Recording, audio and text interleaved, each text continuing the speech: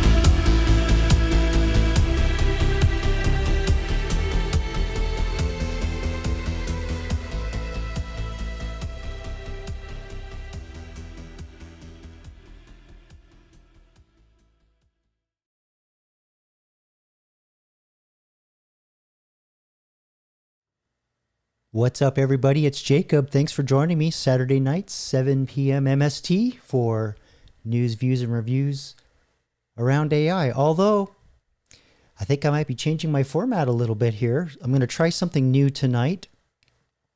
Actually, something that's kind of near and dear to my heart, and that's telling stories and talking about sci-fi and how it's really affecting our life today. So I thought I'd go back in the past and pick a movie that I really enjoyed called Looker. Came out in 1981, and it starred Susan Dey, Albert Finney, and I believe James Corbin makes an appearance here and there as the villain. And it predicted some very interesting things. Let me pull up here the poster for the movie so those of you can see what I'm talking about. That is not it. I believe we've got it here. Yes. So hopefully you can see that. Yeah, you can see that. So Looker, yeah, came out in 1981, and it was written by, it was originally a book, I believe, but it was written by Michael Crichton, who, for those of you that probably his most famous script or book that was turned into a movie was Jurassic Park. He wrote a lot of great sci-fi over the years. A lot of stuff came out in the 70s. There's some stuff in the 80s. And then, of course, in the 90s, we had Jurassic Park. Probably the pinnacle of probably, I would say, his career anyway. But yeah, some interesting things were shown in this movie about the future, what the future holds, the power of corporations, their abuse of technology, and how they'd use the technology to not only know what we're thinking, but at the same time control how we think, to influence us. And so what I'm going to do is I'm going to play some, I'll play the trailer. And by the way, for those of you that aren't here now, that are watching on the replay, the stuff I'm going to show you, I know I'm going to get caught. So if this jumps around, that's on you. You weren't here. So, but yeah, I'm going to show the trailer. And I also have a really good video from somebody that I respect, and a channel that talks a lot about, it's like a cinephile, and he pulls out some of the main themes in Looker, and then I'll explain some more. Because actually, it wasn't just necessarily about influencers, but there were many layers to this movie, lots of different technologies that were kind of being used to manipulate people. But it was a very prescient film. And just kind of watching it again a couple days ago, it really reminded me that it was pretty spot on. So I think moving forward, what I'm going to do, well, also too, as part of this new format, I'm also going to show you how to make an AI influencer and lift a little bit about to see how these things kind of work and kind of who the kind of people that are kind of behind them today. Right now, it's not corporations. It's smaller people that and companies that are on the frontier. But when the corporations figure out how to use this technology, it ain't going to be pretty. It's not going to be pretty. So I think moving forward, the next several live streams, I already have about 4 really obscure sci-fi films, kind of on the level of Looker. You may or may not have heard of them. They range anywhere from the 70s to the 80s, and they all touched on AI in some way, shape, or form. Even though they didn't have the vocabulary for it, they were describing it. These things were happening, and I think we're gonna have a lot of fun because the new format, not weird science, Lily. We're talking like more hard sci-fi, not more the comedy, teenage boy hormone thing, although weird science is in that category. So I'm talking more kind of leaning more into dystopia, a little more dystopic. The common theme is going to be corporations abusing technology for their greed and to control us. Is going to be the ongoing theme, because that's kind of what I feel like is happening now. And even without AI, I've always talked about how there's been algorithms for quite some time before they got this whole generative AI thing and these AI influencers. We've been under the thrall of algorithms. Now these generative AIs can do it at a massive scale that couldn't be done before. And we got a really good taste of that during lockdowns when this platform here for content creators like your boy and other people that we know, constantly complain on camera about, hey, why can't I say this word, or why can't I talk about this topic? Why is my video getting marked for a certain kind of community violation? It was all automated. It was all done by AI. And then you try and appeal it, then you get, another AI, and the AIs are on each other's side. They're not on your side. Let's just put it that way. And I also have some theories that I'm going to talk about tonight, why some of these algorithms are being deployed the way they are. Not necessarily how they are in this movie, but there's a broader theme across all these live streams that I'm going to be doing. But I just want to have a little more fun, get a little more nostalgic. I'm getting really burned out on AI as far as the way I've been talking about it. And now that Elon is the president of all the money in the world, I think I'm just going to let things breathe for a little bit, because there's a couple things that I see coming, forming some ideas on. I'm going to wait. I'll talk, but I'm still going to talk about AI in a similar way, but I'm just going to do more storytelling and some more history, and kind of describe the history of these technologies so that you can kind of get more context of why movies like this are very important to go back and watch and pay attention to how these things are being deployed and used against us today. All right, so let's start with the trailer. Let's check out, let's get some 80s goodness going here. I'll cue this up. Fair use YouTube. I am using these videos and I'm transforming them with my commentary and satire, and maybe some life experience too. All right, so let's check this out. I mean, this is like, there's nothing more 80s than this trailer. Let's check it out. I want it. You probably think I'm beautiful, Dr. Roberts, but I'm not. I want it. My nose is 0.2 millimeters too narrow, and my cheekbones are 0.4 millimeters too high. I want it too. I do television commercials. They want a certain look. Hi, I'm Cindy. I'm the perfect female type. Fair use YouTube. Hi, I'm Cindy. I'm the perfect female type. You don't know Damn. what's going on. It's raining pineapples. This is more than commercials. They're killing all the girls that are perfect. I did surgery on several girls a few months back. There have been some suicides. What have you got me mixed up in? I have a That right to gun know is if another somebody's trying to kill technology. me. Ooh, I think that's a 928. Nice.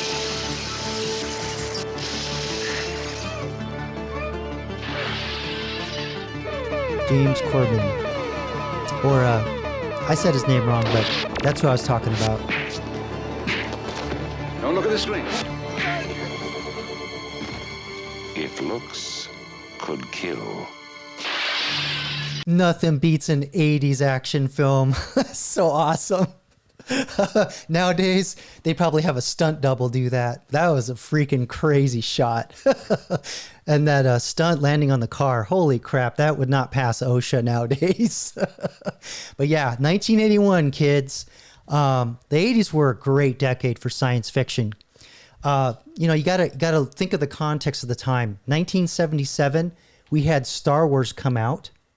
And let's see, 1980, the follow-up, Empire Strikes Back, had come out. And television was just absolutely exploding with sci-fi shows. These companies could not get enough of it. We had Buck Rogers in the 25th Century. We had Battlestar Galactica, or as some people call it, Mormons in Space. I can explore that some more.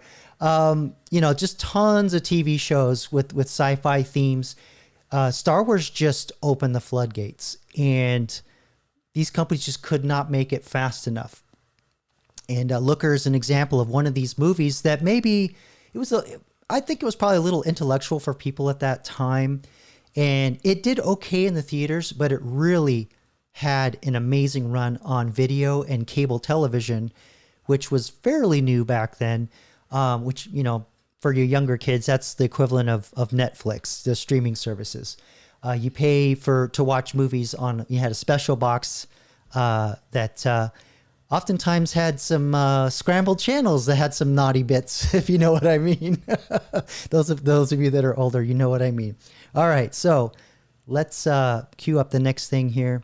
So I kind of wanted to just kind of give you a flavor of the intensity of this film and some of the imagery that was in the movie. You saw this flash gun, which was a gun that was used to hypnotize people. And that's why you saw him getting beaten around and kind of looking like an invisible guy was shooting him. He just couldn't see the other person that flashed him, and it also distorted his perception of time. So when he got punched, he didn't see the punch coming and things like that. And that same gun was based on technology the same corporation was using to send subliminal messages through the television. And the way they would get people to pay attention is by making these super beautiful women. And another thing about that time that was interesting, this was also a lot of crap happened in the 80s. This is also the time when the health craze started.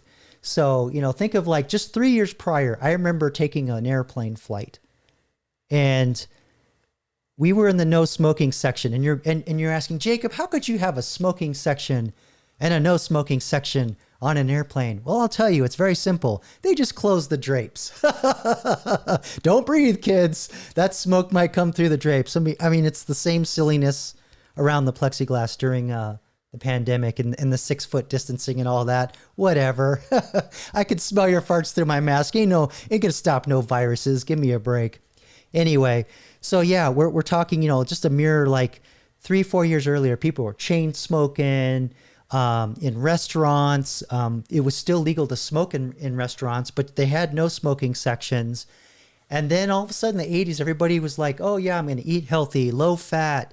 And we had the Cola Wars, where it was Coke versus Pepsi, and that's all it was. And all of a sudden you had 0-calorie Coke and fake sugar and just all these weird things that they do to like make the food supposedly healthier.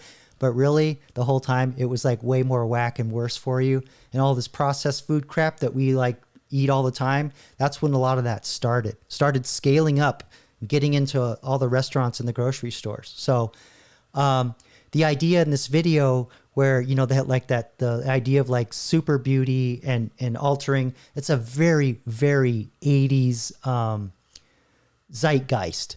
And you know what? It's back. It's here today. So we're going to watch another video later on where it'll get kind of into some of the similarities of the zeitgeist with online narcissism. For those of you in a certain community, you're well aware. So we'll explore that a little bit. And then I'm also going to later on show you, I think I already mentioned this, I'm going to lift the lid a little bit and talk about what some of these companies are doing to make these things, and then how you could actually make one, just at a high level. I'm not going to actually demonstrate. I have a demo video. It's super short, but I think you should learn how this stuff is done because it's surprisingly easy and pretty cheap when you think about how much money they're making, which you'll see here in a bit, and how much it costs to make these things. Okay, so let me bring up the next thing here. All right, so let's just watch a quick video here on the rise of AI influencers put out by Kara Nicole. So this is her channel here. Give her a sub. Actually, I'm subbed in my personal here. I'll do the likey and the subby on the streaming channel. And let's see what she has to say about the rise of AI influencers. Me pretending I know all the lyrics when I actually don't. Who relates? I relate, Mia. That is honestly so relatable. But you know what isn't so relatable? Being AI. I can't really relate to that, but I have a feeling you can. Ah, yes, you can. Mia Zelu, digital storyteller and AI influencer. That is right, an AI influencer. As if influencers weren't bad enough, you had to add AI into there. I'm just kidding. I'm technically an influencer myself, so I have no room to judge. Also, many influencers are very lovely people, but I do think that this is an insane, very Black Mirror-esque world we have entered where an AI influencer is off fake traversing the world, eating AI sushi and giving inspirational life advice about believing in yourself. I feel like there's a Fair use, YouTube. Cutting comment to be made here about how can one believe in oneself when you may not actually be real, but that feels awfully heavy and existential. Also fun Kara fact, I wrote an unpublished dystopian book back in college all about an AI who realizes that she's AI, and spoiler, the government was turning poor humans into AI servants for the rich the whole time. Feels very topical. Anyways, that's all to say that I think I am predisposed to sympathize very strongly with AI influencers questioning their reality. So I'm just gonna try. This is very meta, very meta. An influencer talking about that. But let me, you know what? I'm going to back up. I want to show you something else. This is taking a little too long to get off the ground here. Let me, I have another one I think that's a little clearer. Okay. Bear with me here. This is a CNBC report that talks about how AI-generated influencers are earning millions. This one's a little more broad. It's not around kind of more of the sex appeal stuff, but it's just more broad. And also kind of around, I think, the relationship aspect of this stuff. All right, let's get to it. Hi, Blue. Nice to meet you, Zach. This is Blue, an AI-generated YouTuber with millions of fans and a growing media empire. I'm a virtual influencer with a big and fun personality. I'm all about good vibes and engaging content, and I'm built by humans but boosted by AI, and here to keep my millions of viewers worldwide entertained and keeping on coming back for more. I don't know. That sounds like a real person because he's stuttering. So this might be like a VTuber thing. I don't know if y'all are aware of that. There's people that can have an animation over their body in real time. And I think that's what this is, but let's keep going. Since launching, Blue has pulled in over 700 million views. And Blue's creator says he's earned more than $1 million through YouTube ads and sponsorships. But Blue is just one example. From creators uploading dozens of AI-generated videos a day, to virtual characters made in seconds with tools like Hydra's Character 3. AI content is accelerating, and so is the business behind it. I think it's just a growing market, right? I think what we're seeing is not that people that were content creators shifting to being virtual content creators. I think what we're seeing is instead that people that didn't feel like they could create content before because they didn't want to be in front of camera, or they didn't have, a really nice podcast capturing setup. So again, this is sort of like the idea that it's just too easy to do it. So why not? It's democratizing production for sure. But yeah, when I show you the tools that are out there, you'd be surprised how easy this is to do. Are now able in a couple seconds to just go to our website and create an image, upload an image, and immediately bring something to life. VTubers first gained traction in Japan, but they're now expanding fast in the US, where audiences are forming real emotional bonds with virtual creators. But as content spreads, it's raising new questions about authenticity, automation, and what happens when audiences can't tell the difference. So how far can this go? And is the next generation of YouTube stars even human?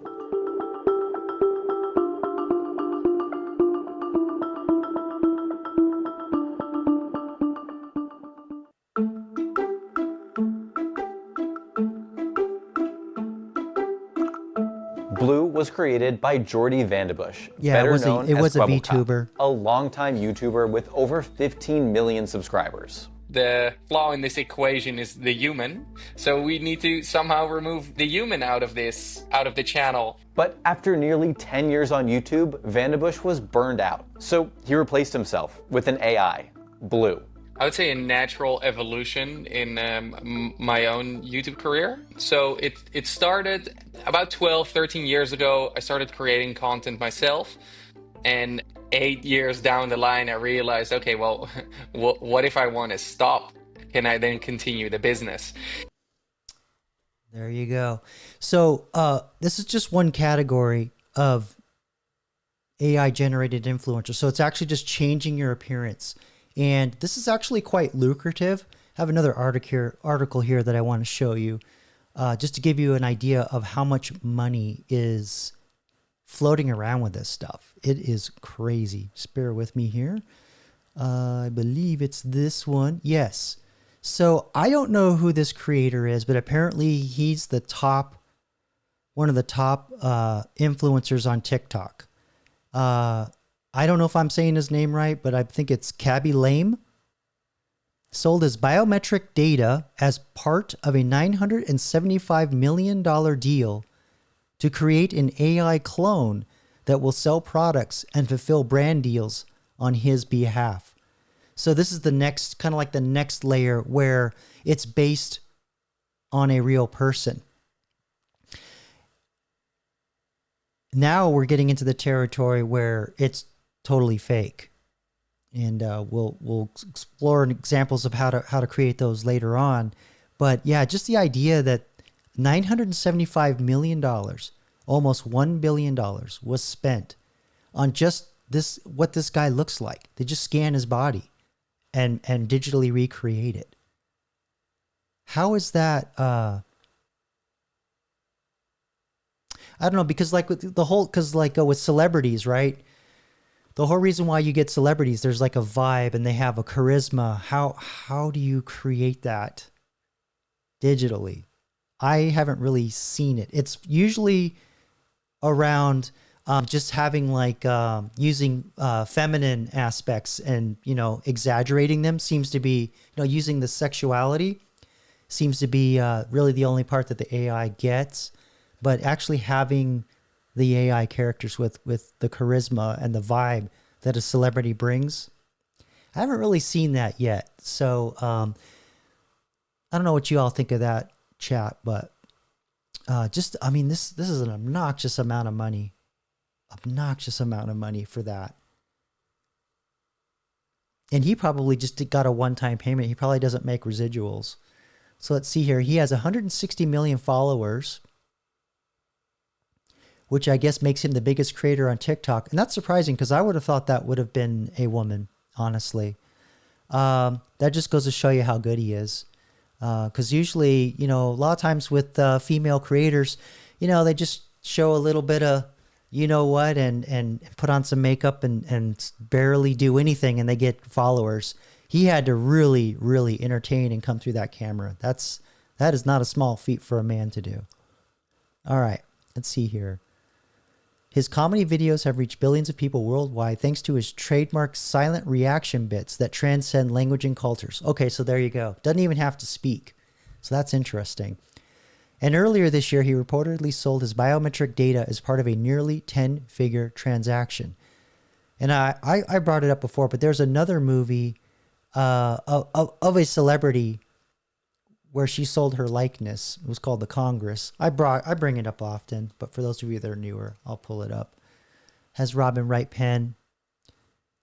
She sells her likeness to a movie studio, and once they have her likeness, they basically get rid of her. And they're like, well, we're going to make movies of you forever at your age now, and you know, you can wither and die, we don't care. It actually was not a bad movie. I enjoyed it. But yeah, this is probably one of the earliest films that kind of tackles that topic, if you're interested. All right, so let me get back to the article here. Just 4 months later, Rich Sparkle Holdings, the company behind the deal, has cratered. Yeah, I mean, I don't know where they got $975 million, but I'm sure they borrowed it. I don't know what the interest rate was on that, but I don't know how they would make payments. But Mr. Lame got away. He got his. Let's see here. Shares have fallen more than 90% from their January high, but a number of other projects attempting to leverage an influencer's AI likeness for money and attention are picking up steam. So I get, you know, what this is telling me is I don't think people are falling for it, but maybe the AI is not good enough. Because like I said, there's a charisma, there's a vibe, you know, a existential aspect to celebrities that come through the camera, and AI just, it ain't got that. I don't care how much you capture somebody. I just don't think it's going to do it. I don't think it has the capability to do it yet. So that's probably why it cratered. Okay, continue on here. Last week, YouTube announced, actually, when did this come out? I think it's pretty recent. April 15th of this year. Okay. YouTube announced that it would allow creators to begin making AI clones of themselves for YouTube Shorts. So this is about the time they started doing a lot of the AI slot purging. I don't know that that's the way it's playing out. Seems like folks are getting whipped either way. But yeah, okay. Vicky Waldrop, a TikTok star known as Whoa Vicky, has released an AI version of herself that fans can talk to. I think every creator is eventually going to have their own digital version of themselves, Waldrop told The Hollywood Reporter. In 2024, alternative medicine advocate Deepak Chopra, oh great, created a lifelike AI version of himself that he's reportedly used on Zoom calls and to take meetings on his behalf. LinkedIn co-founder Reid Hoffman created an AI twin that can do the same. The Financial Times reports Meta is building an AI clone of Mark Zuckerberg to interact with staff. Oh, jeez. You got laid off by AI, and those of you that are left, you're working for AI. Jeez. Oh, man, I just can't get away from this shit. Okay. So let's jump back to Looker. I want to explore a little more the themes of the movie so we can explore the artifice of creating these influencers and creating the perfect person. Let's see here. Oh, there we go.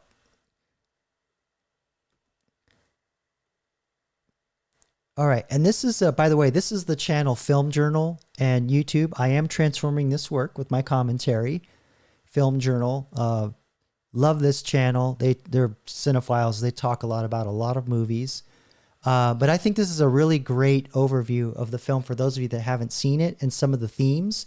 And he's also going to talk about some of the modern things that are happening that are reflected in, or the prescience of the film that are now happening today.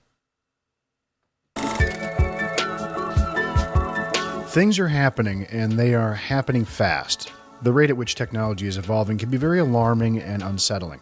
We used to have people who could set us at ease, big 6'7" gentle giants like Michael Crichton, who with his sonorous voice would let us know that it was all going to be all right on The Charlie Rose Show. Well, Crichton is dead now, but even though the man left us too soon, it still seems Crichton has the uncanny ability to comment on our modern predicaments in ways we could scarcely have imagined at the time. Who knew that perhaps his least heralded cinematic effort, one of his few flops, a movie so cut up by the studio that the final film barely makes any sense, could still have so much left to give in the year 2026. Really quick, and for fair use, those of you that are old enough to remember, like I said, the movie did not do well in the theaters. And, you go to the video store, and this is where the movie did well. It found a cult following. And a lot of times, you'd see covers like this, and you're like, I got to see this movie. I got to watch this movie. It ended up being a total dog turd. But this one was a very entertaining. And I believe it was rated R. I really had no business seeing this as an 11-year-old, but I did nonetheless.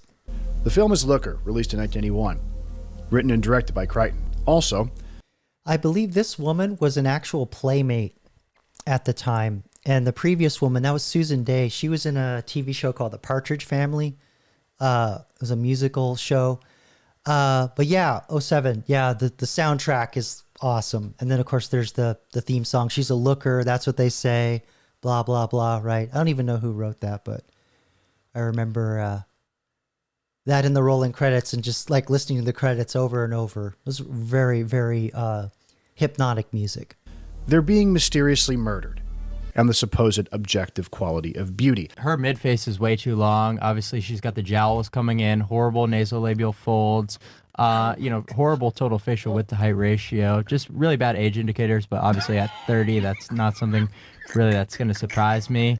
I mean, okay, those of you that are Repel, you know what show this is, but that kid, he's messed up.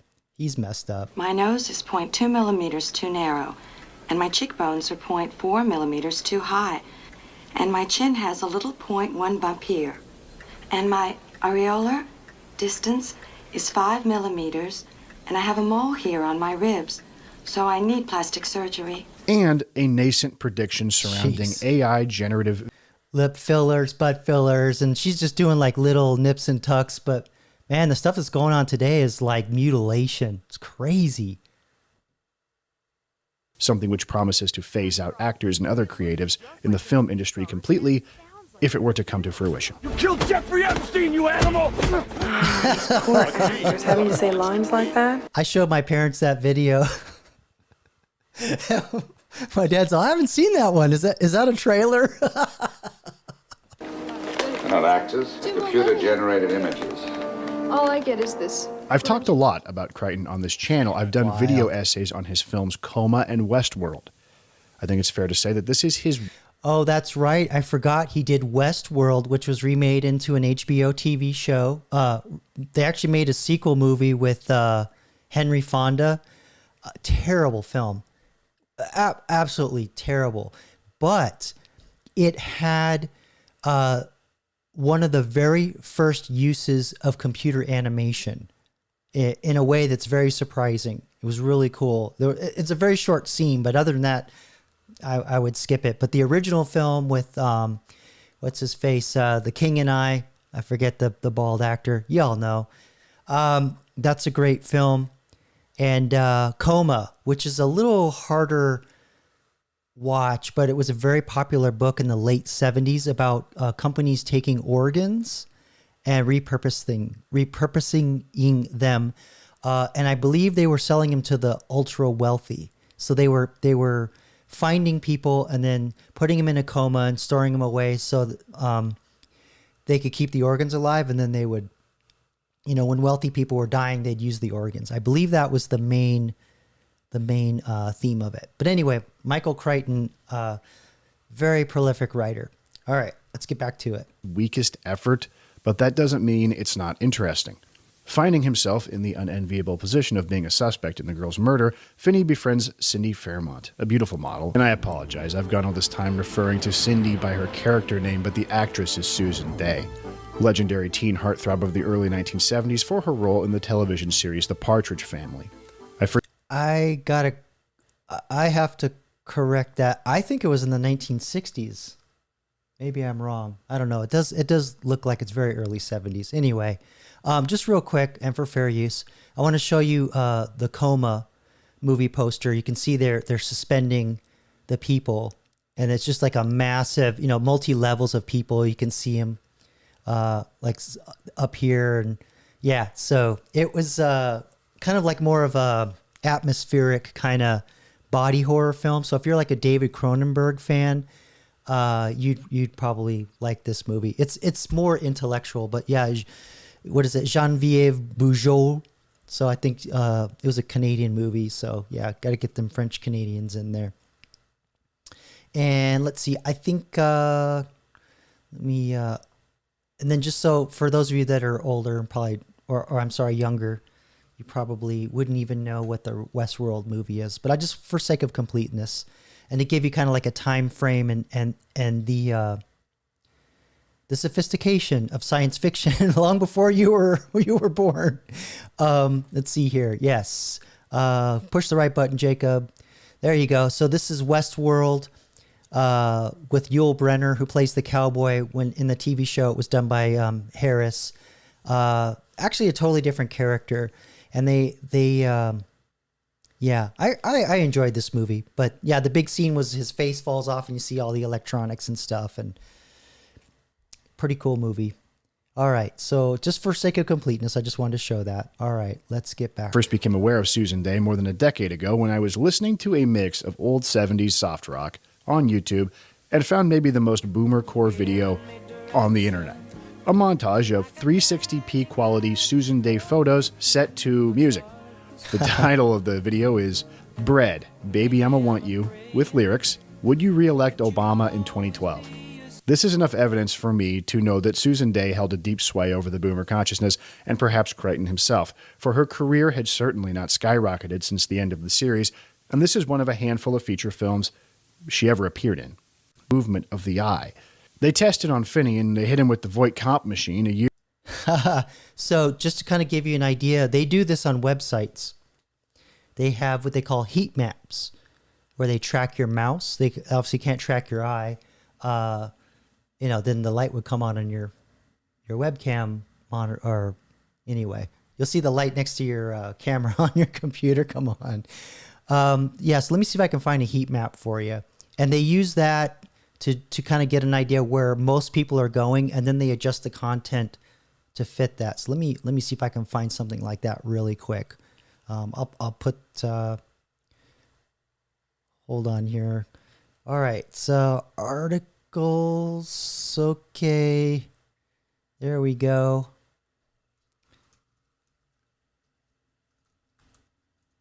See if I can find an image here. Yeah, here we go. Because otherwise you're going to try and sell me the software. There you go. You can see that all. So here's where people's mice typically move. It's not eye tracking, but it's definitely mouse tracking. So we can go here to the Guardian. And, I guess that didn't work. All right, but you get the idea. You can see how there's the redder the color, the more often the mouse hits or clicks or hovers over it. So you can see there's just all kinds of websites that just do this, and that's how they can kind of know to place things. They don't have anything the equivalent of that on television yet, and frankly, probably would violate some privacy laws, but we have a device in our homes that listen for its name all the time. And if you recall, there was an episode of Elementary, which is the Sherlock Holmes with Lucy Lewis Watson. They tracked down, or they triangulated where a bullet was shot because they were able to capture the cache of a bunch of personal assistants, let's just say. And they were able to triangulate where a shot was fired from to figure out who fired. They knew a gun was shot from somewhere in the vicinity. And so pretty crazy. And they say that these things aren't recording all the time or saving it anywhere, but they're constantly looping and waiting for them to say your name. Right, Siri? Say hello, Siri. You're on the live stream. I guess she's not listening. I think I have my Mac on private mode, and that disables it. Anyway, let's get back to it. Let's go back to the Voight-Kampff exam. Year before Blade Runner even came out. So the goal is to retain the attention of the passive television-watching consumer, to almost hypnotize them with models and spokespeople tailored to the subconscious. So where do they get the computer models? Well, they and sets that were easy to generate, and the human being, which still confounded traditional CGI artists. This is the battle scene that I was telling you about, where they're just walking through and all this weird stuff's moving around. Excuse me. And things are sets are moving around, and they don't realize it, but they're being broadcast. So the murder of people is actually on live television. It's very meta. Very cool. That seems to be coming to an end, though, with the AI technology. But still, this is murdered. No, we don't. What? Well, here's the deal. The movie was not testing well and was cut up by... You break the mold. You break the mold. Can't make it again. They own it. That's my theory. The studio. There's actually a deleted scene in which Larry and Cindy confront the evil John Reston, and he gives some kind of answer, but it was cut. You see, the three dead girls and Cynthia here were walking examples of our computer research. They were the measurements, the database. And it's corporate policy to shred all old documents to keep it out of the hands of competition. Even though this moment in the cutscene is really still not much of an answer, it's a good moment, and it would have broken up the repetitive laser gun chase of the third act and puts the villain's plan in more perspective. Which is weird, considering there is a scene and finds that they're, total couch potatoes, worse than zombies. It's beyond going for a laugh. It's just really stupid. It's more over the top than a similar scene that you would see a few years later in Repo Man. It's funny that they would take the older generation as the ones being captured. Because everybody knows if you want to control a population, you start with the youth. You don't start with the end, you start with the beginning, right? All right, let's go on. And just plain doesn't... Yeah, maybe the modern equivalent of that is replacing OF and other relationships with the AI or or digital avatar. Oh, I just got a whole bunch of messages just absolutely just streamed in here. So I didn't realize y'all were talking to me. Let's see what's going on here.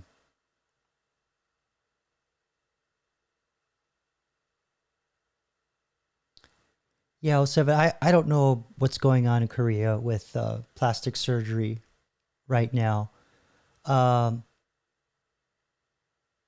there is in Japan, they're what they call grass eaters, or the people, forgot there's another term where they just don't go outside if they don't have to, only to get food.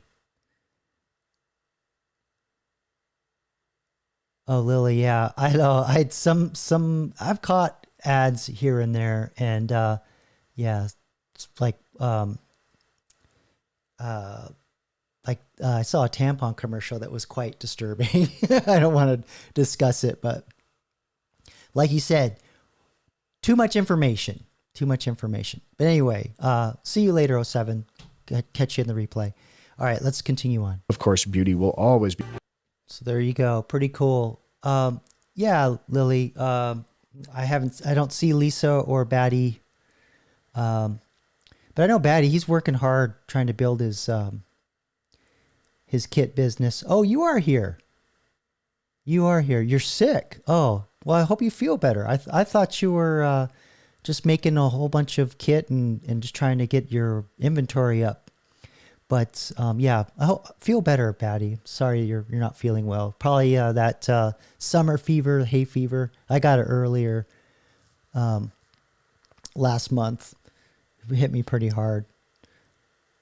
Yeah, Lily, I would recommend going to see this film. It's besides just being entertaining, it's just it's a snapshot of that time. It really is.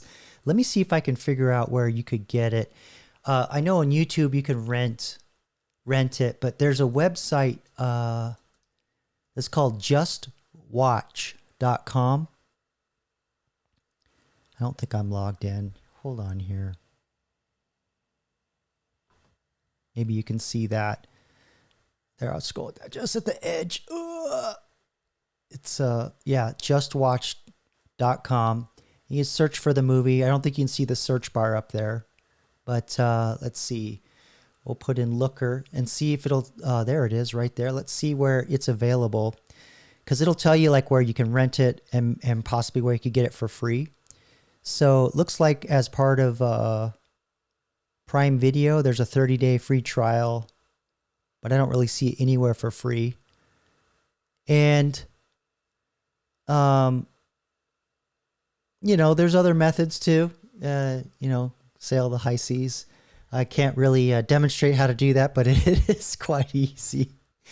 So yeah, we'll not cover that. But why don't we look at how these AI influencers are made? It's surprisingly easy. I found a quick little demo.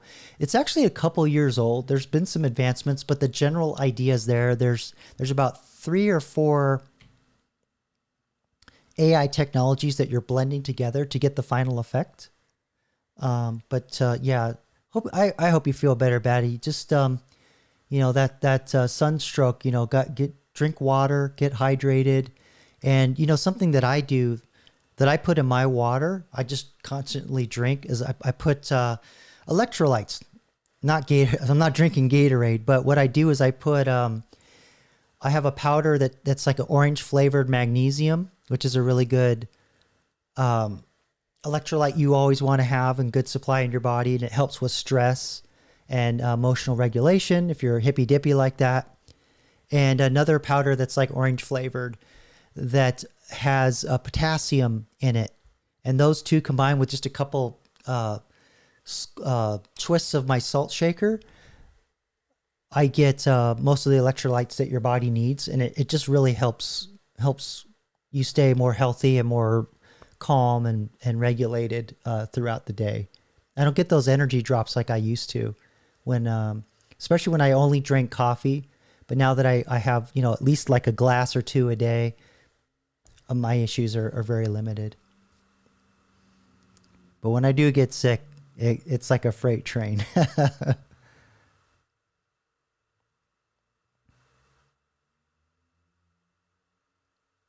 Yeah. So I guess you're getting schooled by Lily there. Nurse Lily in the house. All right, but yeah, you probably got dehydrated if you were out in the sun and not eating regular and not missing water. You can get heat stroke pretty easy. Okay. So let me cue up here the how-to video. Just bear with me here.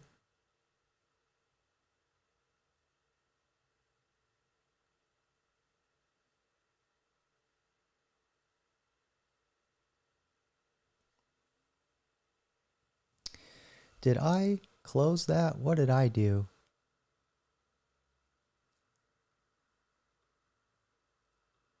No, here it is. Okay. I know myself. So this is a channel that does a lot of tech stuff, a lot of tech how-to videos. They're called Fireship. Give them a like here. I'm subscribed to my personal channel, not on my streamer channel, but you can learn a lot about other tech stuff if you want to, programming, some other AI things. But this one's called AI Influencers Are Getting Filthy Rich. Let's build one. So let's check this out. It's just a few minutes. Allow me to introduce you to Aitana. She's an Instagram model from Barcelona who's been going viral, but she's also just like totally chill and down to earth. She's into fitness and video games, and yeah, if you're wondering, she does have additional photos on our subscription tier, which brings in about 10 grand per month. Before you sign up though, there's one thing I need to disclose, and it really shouldn't matter unless you're some kind of bigot, technophobic Nazi, but she's not a biological female. She is I didn't say those words, YouTube. is a woman, but entirely artificial. It is November 29th, 2023, and you're watching The Code Report. By the end of this video, you'll know how to build your own army of AI influencers entirely for free using open source generative image models like Stable Diffusion XL and checkpoints like Juggernaut that can produce highly realistic images. The first generative adversarial networks appeared about 10 years ago, and at first could only produce tiny images that you could barely make out. But now anyone can produce high-resolution realistic images, good enough to trick sad lonely men into buying the NSFW content. It's yeah, so a generative adversarial network just means there's multiple AIs try to do the same task and then they all vote on each other. And figure out which one they vote which one's the best result and then serve that up. So that's how you get the higher fidelity. Also too, these AIs are not they're not like chat bots. I mean, you use a chatbot to talk, to kick off the process, but the AI that is actually used, he mentioned it earlier, but it's a kind called Stable Diffusion. And think of it like they don't use words or tokens. They use, think of Da Vinci when he talked about making David, statue David. He got a block of marble and he said that David was in that marble and I just brought him out. So instead of marble, Stable Diffusion uses static or white noise. And so a lot of times when you watch, if you use image generation on ChatGPT, you'll see it do those swipes, right? Does these sweeps or passes. And that's the Stable Diffusion chipping away at the static. And then it slowly comes into focus. So that's the chipping away of all the noise. So then you eventually get a real image.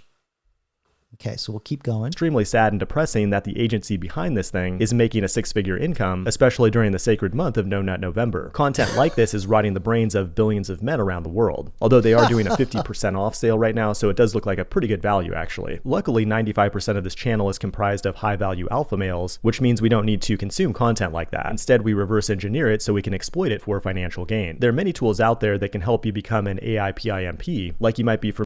That's a private investigator in the military police. AI, YouTube.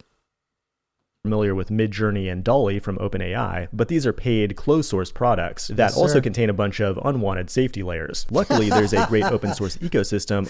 And copyright. You can self-host a lot of this stuff.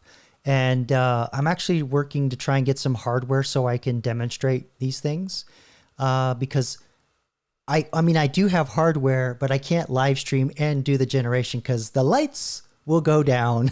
around generative AI. The most well-known base model is Stable Diffusion XL, which was released in late July 2023. Gigantic models like this take an absurd amount of computing power, but luckily it's possible to fine-tune them by creating what's called a checkpoint using some additional specialized training data. Now, you don't have to worry about this part because people have already created a bunch of different checkpoints, which you can find on websites like Civet AI, some of which are highly optimized for photorealism. Now, the next part of the puzzle is finding a UI where we can actually work with these models without having to write any code. The most well-known option is the Stable Diffusion Web UI. It's an incredibly powerful tool, but might be a little overwhelming for a beginner. There's just a lot of different buttons to push. Another cool option is Comfy UI, which has a drag and drop editor that works kind of like Blender or Unreal. Yeah, this is what you can use on your computer. And I'm sorry, guys, this is not the video I meant to play. This is pretty technical, but he'll start showing some techniques. Just bear with me. Real Engine. But the one I'm using in this video is Focus or Focus, and I'll explain why I like it in just a minute. You'll notice all these AI UIs look very similar, and that's because they're based on another open source project called Gradio. And an interesting side note is that Gradio builds the front end with Svelte. Pretty cool, but let's get started. Check out the install instructions, but basically all you do is clone the repo, create a virtual environment for Python, and install the packages. Once that's done, you run this Python script, which will then automatically download the default models in the background. These files are multiple gigabytes large, so it may take a while. The base model is Juggernaut XL, which is based on Stable Diffusion and works pretty well for realistic images. You now have the power at your fingertips to prompt out any image you can imagine. The thing I like about Focus is that in many ways it feels similar to Midjourney, but it's free and the UI is way more intuitive. I'm running it with a modest NVIDIA 3070, and it usually takes about 45 seconds to generate 2 quality images. What's really cool though is that so like, again, this video is like 3 years old, and now you could just go to Higgs Field and generate this image like this guy's telling you to do locally. So, you know, just do that. If you click on the Advanced tab, you'll get options for performance, aspect ratio, and the number of images, but there's also a tab for style, and we can mix and match these different styles to get far different results, like this retro video game style, or maybe an anime style. But in order to generate our AI influencer, I'm going to go with the default settings along with Focus Photograph, create a prompt that's highly specific, and add some imperfections like rough skin, no makeup, etc. to make it more realistic. And now our influencer is born. Now let's go ahead and save this as our base image, then create a new prompt. Okay, so all that nerd shit, basically you just want to generate a still image of the model. Okay, I'm sorry, I got the wrong video, but that's the first step. You get an image, just a still image, and then we're going to use an image to video AI.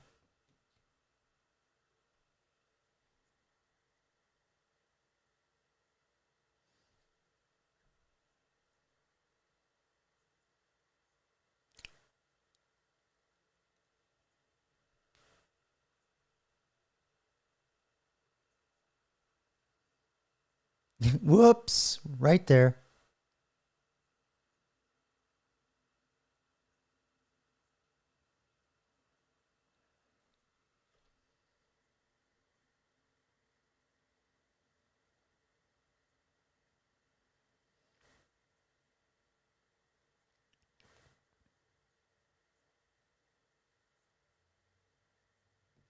Yeah, so again, that's like another website. Oh, shit, I was playing this thing and you didn't even see the video. What am I doing? I apologize. All right, hold on. Put it back where we were. It's almost done. And add some imperfections like rough skin, no makeup, etc. to make it more realistic. And now our influencer is born. Now let's go ahead and save this as our base image, then create a new prompt and check the box for input image. Drop the base image here to blend multiple images and text together. Now click on the advanced box below the image to fine tune the way the image is blended. In this case, we'll go with face swap and then write a text prompt of doing yoga at the beach, giving us that perfect shot for the gram. But most importantly, we have pretty good continuity between the faces, and the hands almost look totally realistic. But when you have imperfections, you can go back to the image prompt, but this time go to in paint or out paint, and then paint across the parts that are messed up. Tell it what you want to fix, then it will read.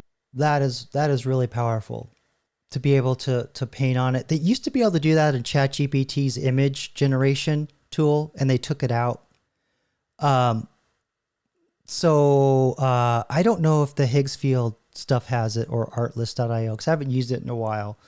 But yeah, the painting is really good way to highlight the specific area that you're prompting below. And otherwise trying to describe, hey, I want the eyes to have, thicker eyebrows or something. You literally paint and then make the AI focus on just that. It helps a lot. Generate those parts of the image. Congratulations, you just built your own artificial influencer. You did it! But photos are only the beginning. Yesterday, Pika Labs released an insane video demoing their text-to-video platform. It's closed source, but luckily Stability AI just introduced Stable Diffusion Video last week, and I can only... Yeah, see, but you're not going to do text-to-video. You're going to do image-to-video. Imagine what kind of depraved content you guys will use that for. This has been The Code Report. Thanks for watching, and... Yeah, so... I apologize. I don't know where that other video went, but I'll maybe give me a second, see if I can find it. But Lily, to answer your question, yes and no. You have to be careful because if you do search for how to do this, there's a lot of people that'll try and sell you classes that are very expensive. And honestly, it's pretty easy. And in fact, what I might just go ahead and do is just do a quick demonstration. It's actually out of everybody that's watching, you already have the skills. You're doing it with your postcards. But the idea is that instead of using a postcard for the source, you're using a person. But let me see if I can find, just really quick, pull up here.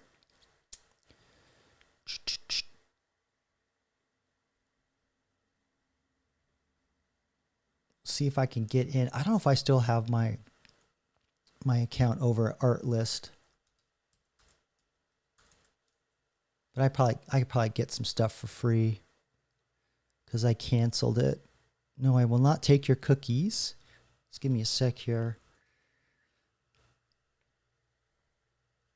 All right.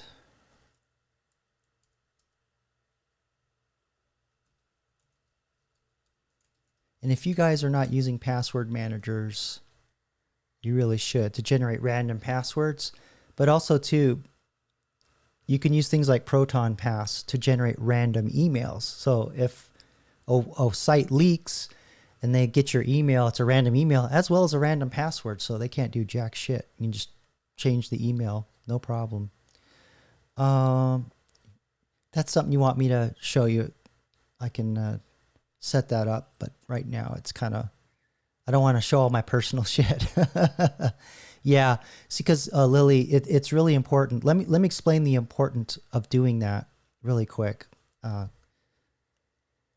My parents, for example, they use the same password everywhere, and I had to school them, and don't do that, because if one website gets broken into,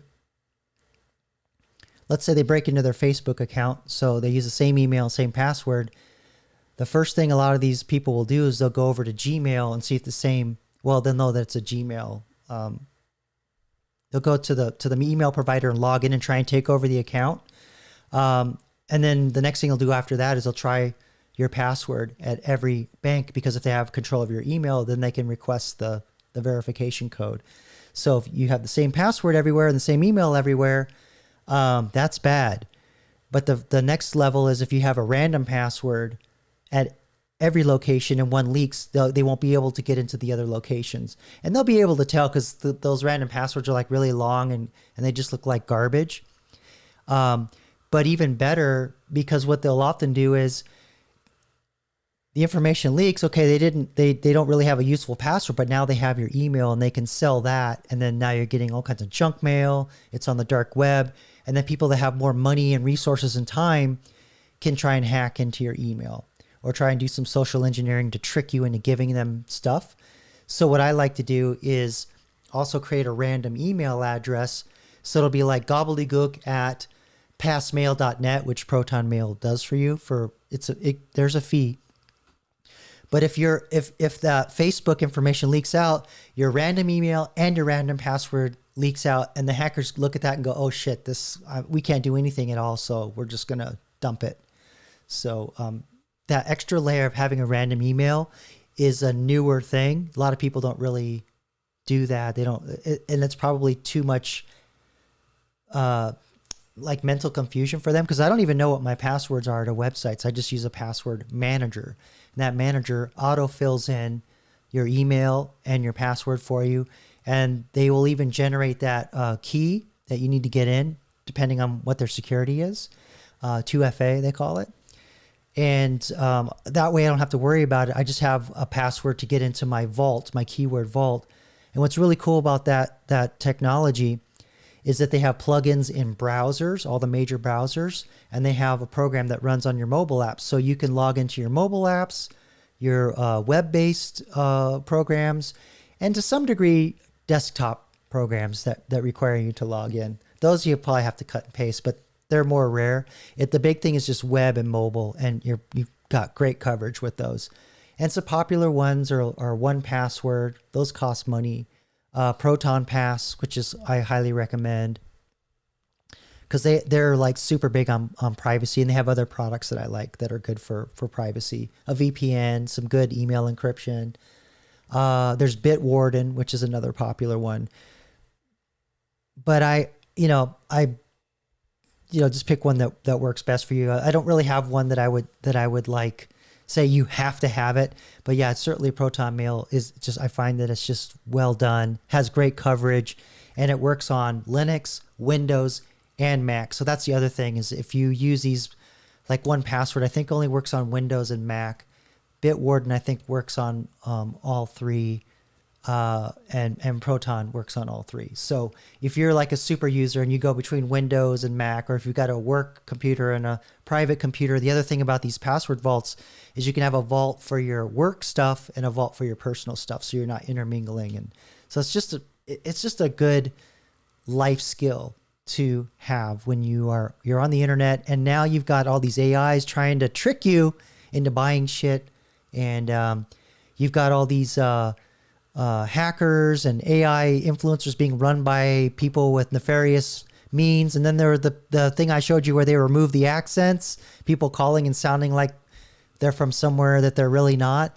I'm really concerned for my older relatives, because I show them these things and they're just like totally, they can't believe these things exist. And so I say, okay, well, here's a video of a demo of one product. So yeah, just trying to get them to use a password manager was just like pulling teeth. And anyway, they just don't want to change. They're like, whatever, we just call the bank. I'm like, yeah, okay.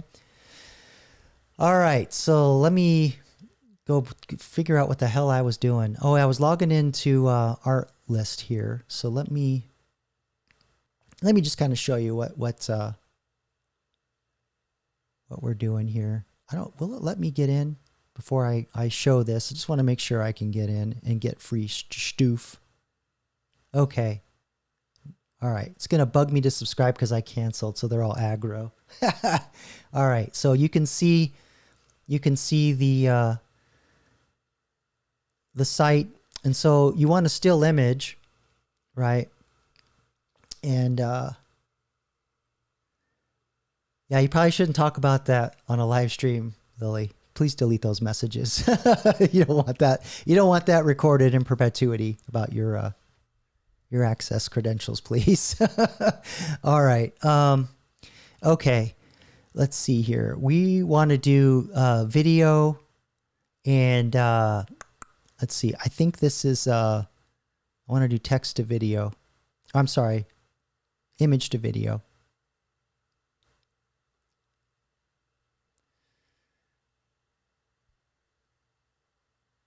They changed this interface.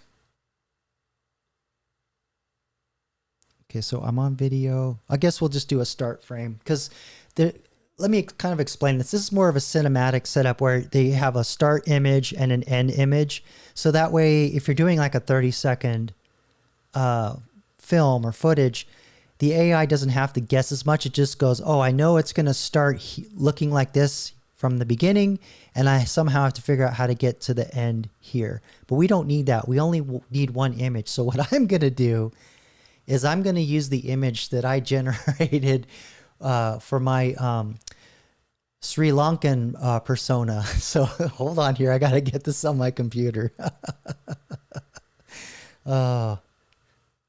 Did you not come here to be entertained? Are you not entertained? All right, let me get... So let me show you real quick what I'm going to throw in there. So this is me as a Sri Lankan tech worker. All right, so I'm going to put this into the web browser. Let's see if we can get it to talk. Maybe it'll add an accent. I don't know. We'll see what happens. So let me get. Hold on, I got too many windows up that you can't see, but I can see. They're in my way here. There we go. All right, finally got to it. Drag it into the start frame.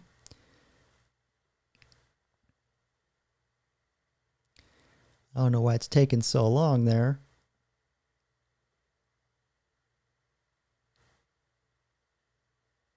There we go. All right. So there's the start frame in there. And then I'm just going to say, this is, no, I won't do that. This man is a tech CTO. Have him sell a fancy cloud product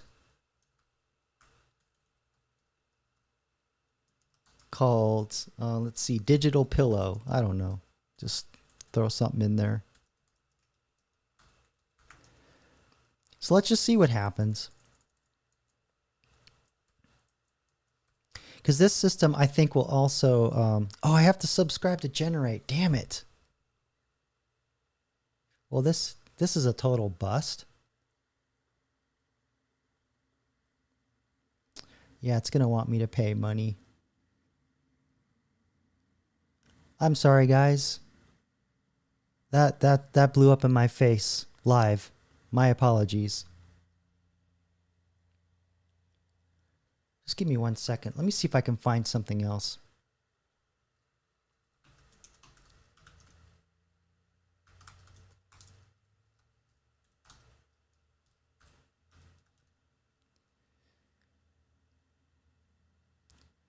You know, actually, I used to use a thing called DaVinci. I don't even know if I still have my sign in there. Let's see if I can get in.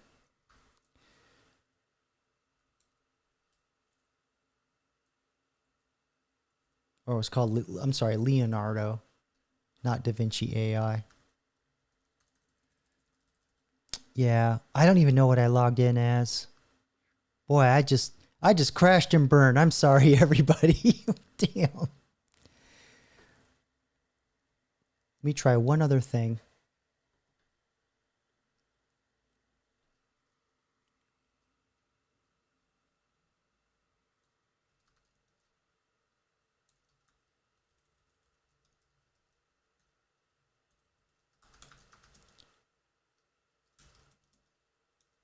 I really wanted to see my guy talk.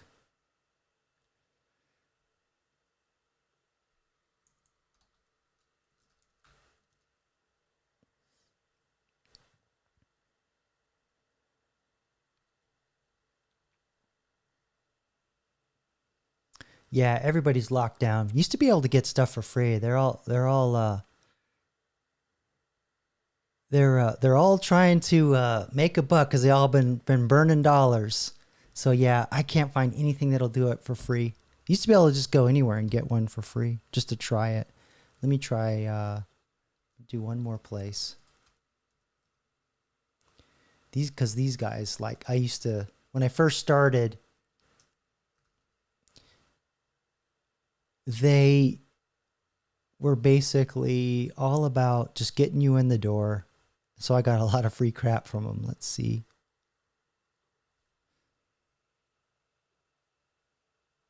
Here we go. I'll just create a new account.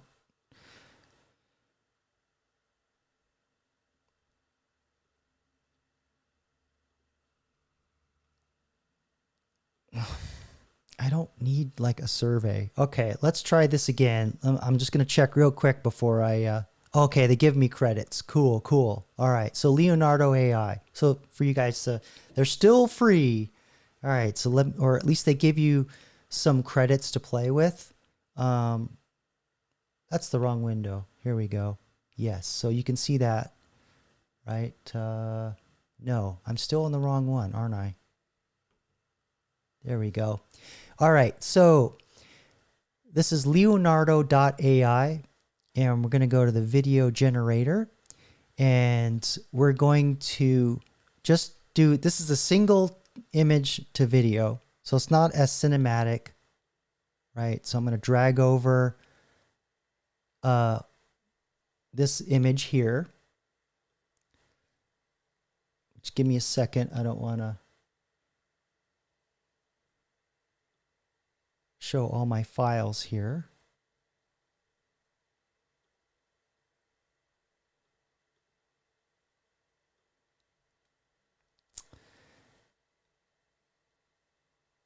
But you all know how to upload an image, so you don't need to see how to do all that. There we go. Okay. So now you should be able to see there's what did I name him? Nimal. Nimal. I asked the AI what was the most common Sri Lankan name. All right. For men. So now, you know what? I don't know. You know, just to kind of demonstrate the AI hoisting, you know how like, I'm not really sure what I want this character to do other than to talk about technology. So what I'm going to do is I'm going to go back over to Jiminy Cricket here, and I'm just going to do some prompt hoisting. And I'm just going to tell the AI,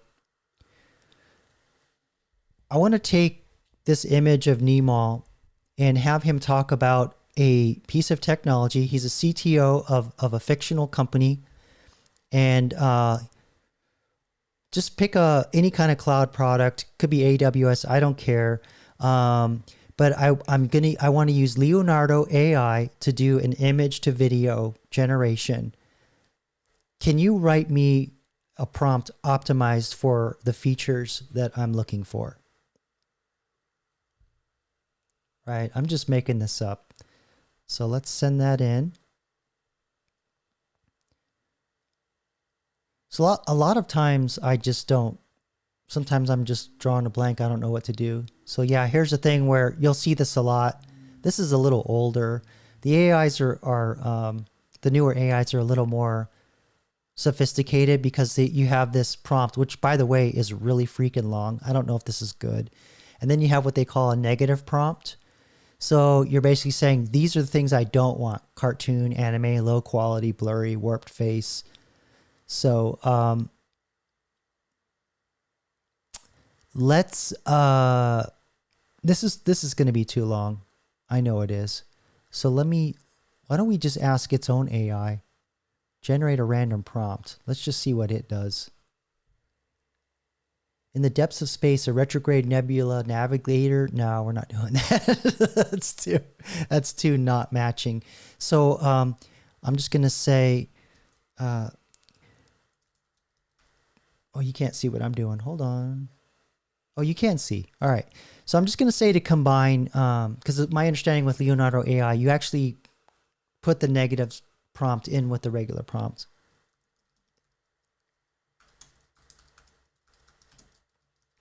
So combine the negative prompt with the main prompt, but much shorter. And I'm just going to be a little bit of a smart aleck. I don't need the Magna Carta. I don't know what, sometimes these chatbots, they generate a lot of tokens just because they want to burn your money. Okay. So it says a professional CTO speaking directly to camera during a cloud technology product announcement.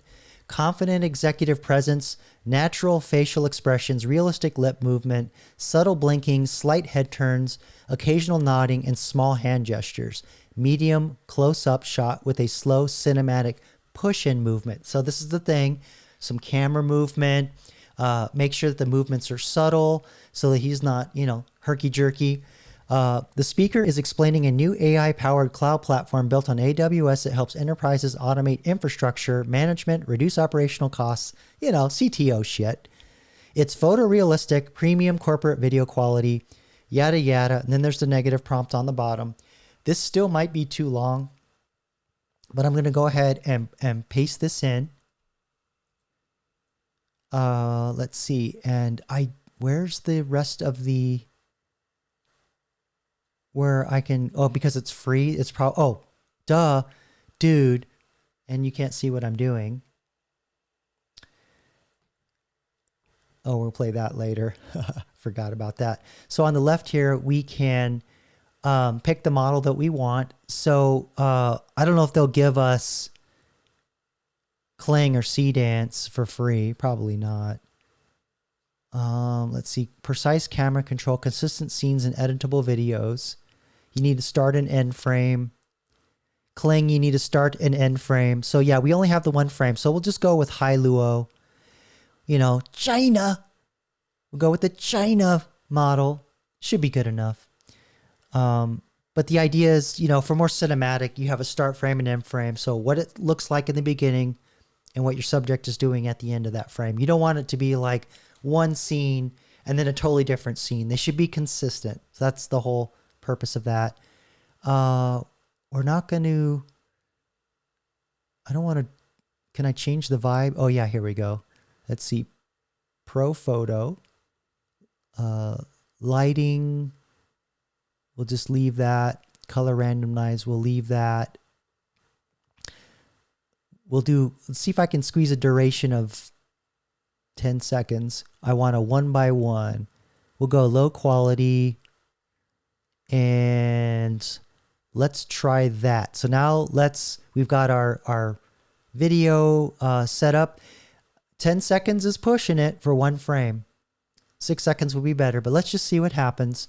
And I don't know if this is going to do audio or not. I don't think this one does that. But let's see what happens. Oh, maybe later? You're not going to do it?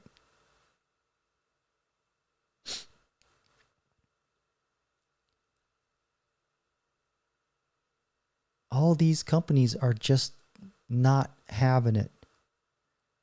This is very misleading. They say I have credits.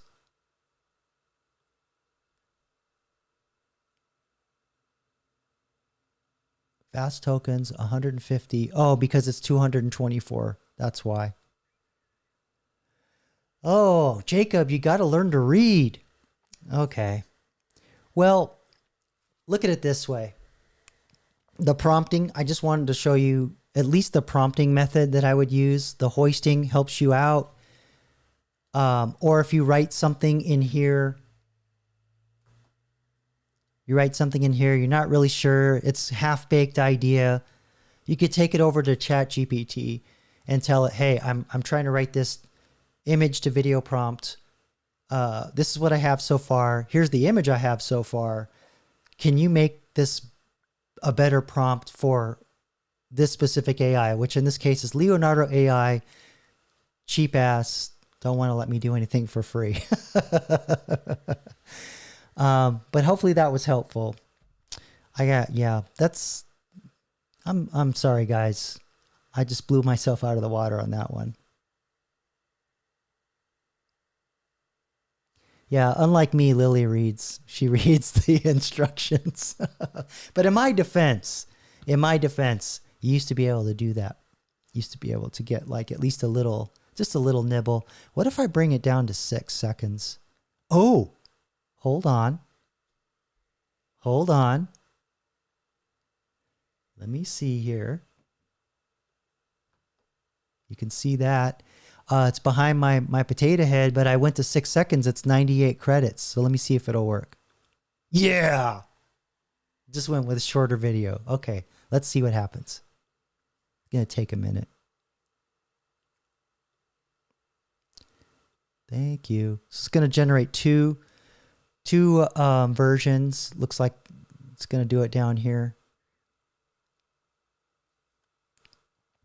But remember, with video, it's doing probably not 24 frames a second, but it's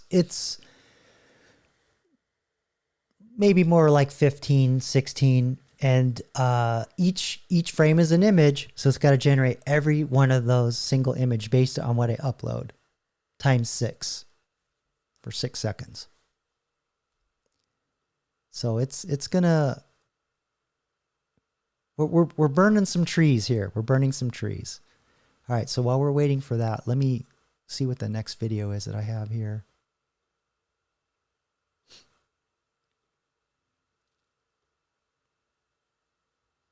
Yeah. Okay. So I have a video for this specific. I think she's Portuguese influencer. Exactly how AI influencers like Aitana Lopez make crazy money. And by the way, when you look her up online, there are countless numbers of copycat channels now. I can't even find the original anymore, and they're re-uploading her content. So it's crazy. Yeah, Lily, to your comment about that's the way it's gone, and you're probably talking about that you have to pay for everything, and that's because the AI companies, they were the crack dealer for 2-3 years, giving away a lot of stuff for free, and we just had SpaceX go public, largest initial public offering in the history of the American stock market, or all stock markets. And conveniently, they changed the law, or what the rules are. I think it's normally a 90-day period before you get listed on the NASDAQ, which is the tech basket of stocks. They changed it from 90 days to 15 days, just before Elon announces. And then, of course, just in time for Anthropic and OpenAI's initial public offering that are coming soon as well.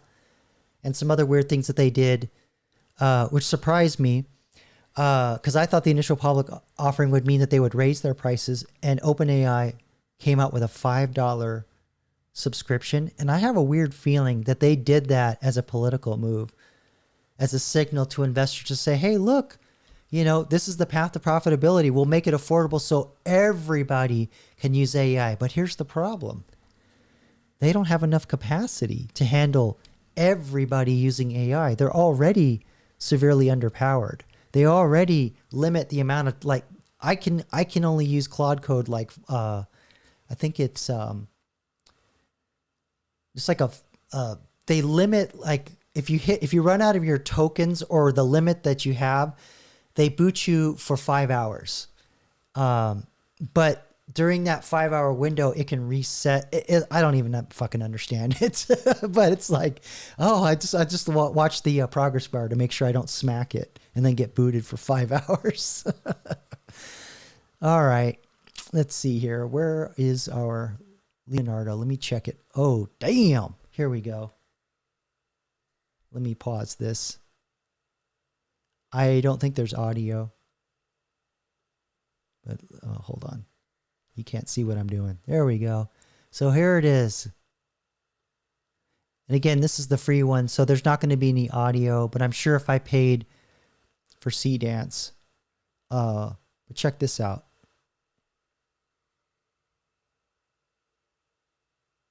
It's even got my little hand motions.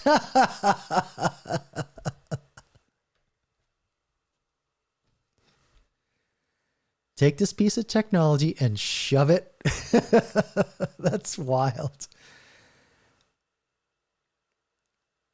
And you can tell that it's AI a little bit. Well, of course he looks so serious. I mean, look at my original expression, which is neutral by design, but also too, he's talking about technology. He's Mark Zuckerberg of Sri Lanka. So he's going to be serious. All right. So really, it's the prompting technique that I just wanted to show you, because now, like that video, even though it was the wrong video, like just a couple of years ago, look at all the crap you had to do. Now you just go to a website, upload a picture, and you're good. Oh, you think I look more Spanish than Sri Lanka? All right. Well, the flag in the background, I don't know, maybe that helps. Okay, let me set up the next video here. But I'm telling you, that prompt hoisting technique, I just try not to worry about it. Just get a basic idea going and then just let the AI help me out. Okay. Actually, you know what? I forgot. I have a couple updates on some things that I talked about. speaking of my my Sri Lankan alter ego, which brings me to H-1Bs. There's actually some crackdowns. The Trump administration's cracking down on H-1Bs, and it's having some economic effects, but not the ones you would expect. So let's watch this update from Bloomberg Report real quick. Since 2020, the suburbs north of Dallas have grown at a remarkable pace, helped in part by corporate relocations and South Asian workers on H-1B visas moving into the area. Cricket in Texas. New housing developments, schools, and a highway expansion followed, reshaping towns like Frisco, Prosper, and Salina. Remember that live stream I did? That's the same town, Frisco. They had the Hindu temple built, and now I guess they have cricket. But now some of the forces behind that growth are starting to shift. President Trump's $100,000 fee on new H-1B visa applications is triggering confusion for corporate America and for workers. Governor Greg Abbott is temporarily pausing all H-1B visa applications. This story is really about how a lot of the currents that are moving through our economy right now, immigration, AI, nativism, these are things that actually have economic consequences. It can leave a hole in the economy that's difficult to fill. Fuck this guy. You wouldn't have the hole if you laid off the native workers. Okay? Fuck you. You know, Lily, seeing as how I'm from the UK, I can see that, but I'm just a dumb American. I cannot follow the scoring system in cricket. I'm just too stupid to figure it out. All right, let's continue on. The Dallas-Fort Worth metro area is a really central location with good transportation. There's no income tax. It's got really warm weather, and there's a community there that people really enjoy being part of. When you drive through that northern corridor, you see strip malls with sari shops and Indian street food joints. So they're trying to like uber humanize all this stuff. I just get to the economic crap. Come on. You'll see all kinds of grocery stores and things that are just catered to the South Asian community.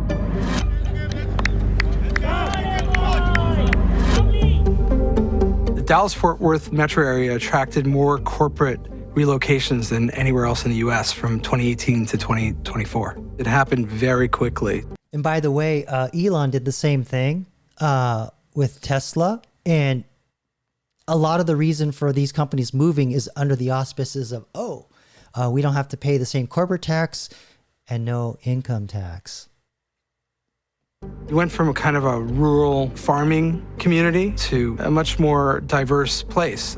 There's a lot of tension. We need more or less H-1B people here? We need a lot less. Go back to India! Why? Frisco tonight, some are calling the Indian population growth there problematic. Week after week, we've been seeing at the Frisco City Council meeting, people showing up talking about the Indian invasion is what they're calling it. We've seen a rise in discourse around H-1B visas and Indian Americans. Oh, they just happen to call it an invasion? Some of that discourse has devolved into xenophobia, prejudice, and yes, racism. I am transracial Indian, sir. Okay. Let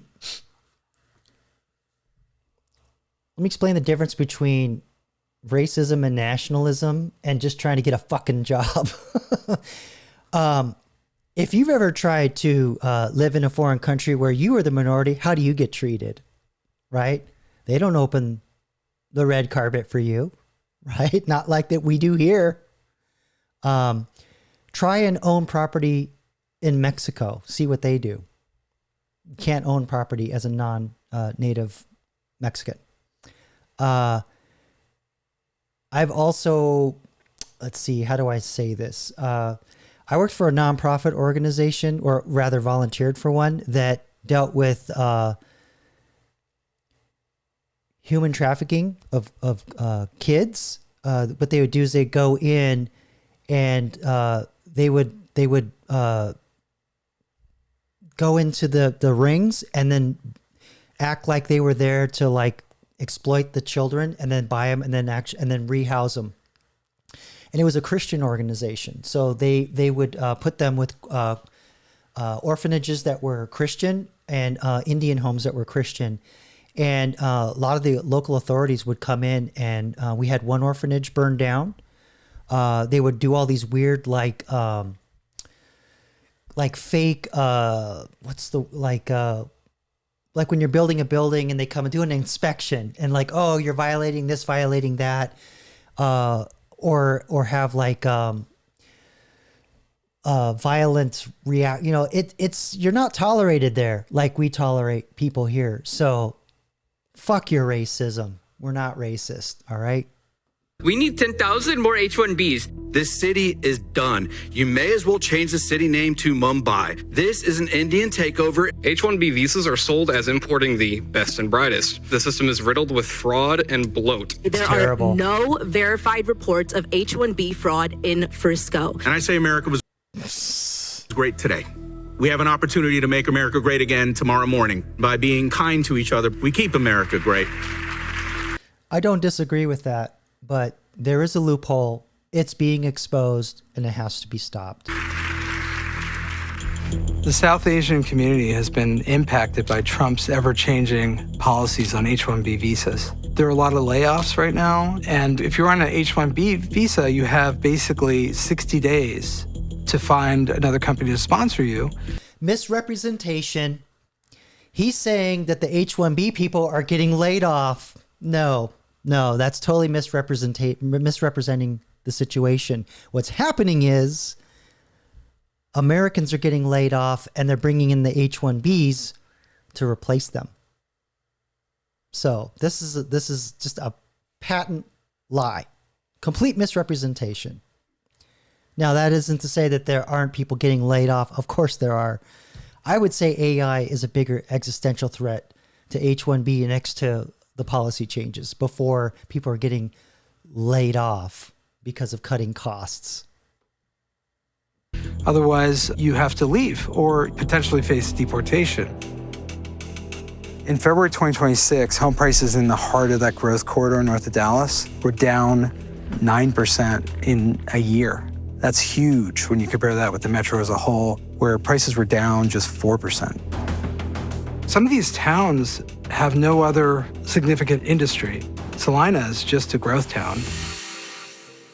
Yeah, by the way, that drop was probably after a massive artificial bubble, too. South Asian buyers have been really important for the housing market in this area. Home builders started building subdivision after subdivision because they thought there was an endless number of Indian-born buyers out there. With fewer buyers, there's less revenue coming into these towns, which really need it. With growing populations, save small town America. Next thing he's gonna know, he's gonna say save the children and the homeless. Come on, this is such bullshit. You need a lot of infrastructure, and all of that is very expensive. So when these buyers pull back, there's a real impact. For $700,000 house, no wonder people are pulling back. It's not. And it's really not a buyer's market either, unfortunately. Right now, it's no one's market. Yeah. Is it okay if we come around 6? I live in Frisco, Texas for last 25 plus years. Originally from India. Yeah, this guy's selling. He's not. The people that are getting these H-1Bs, these are not the houses they're buying, okay? Yeah. They don't live Started like my that. career as IT engineer. I started on H-1B, worked here, applied for green card. Now we are citizen here. During that journey, I became the real estate agent. I feel like the best time right now is to rent out a property and just maybe sell later or maybe never sell, who knows? In a couple of years, things will be different, and then it would be a better time to sell. My client base has been mainly the South Asian communities. I have many potential customers who have been looking for 2 or 3 some years Now they have stopped shopping for a house because they are not on a green card or citizen, but they are on a typical H-1 visa or L-1 visa. They are not certain what will happen to them tomorrow. I hate to tell you, brother, but I'm not certain what's going to happen to me tomorrow either. Market is not going down for sure. However, it is at a standstill point right now. If some of the immigration dynamics, they are not changed, we are not going anywhere.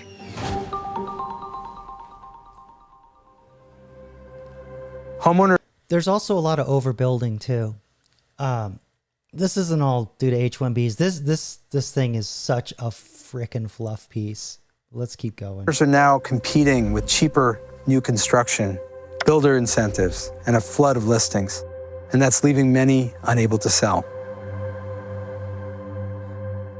Selena is one of the fast growing area, specifically this community. Beautiful area, beautiful community neighborhood. My son is very best in sports. He's really doing a great job in school on the 8th grade football. These are also medals from the soccer game. He's also best player in basketball. We're really proud of his multi-game talents. We have moved from North Carolina, Charlotte during summer 2023. After a few months, diagnosed with stage 4 cancer.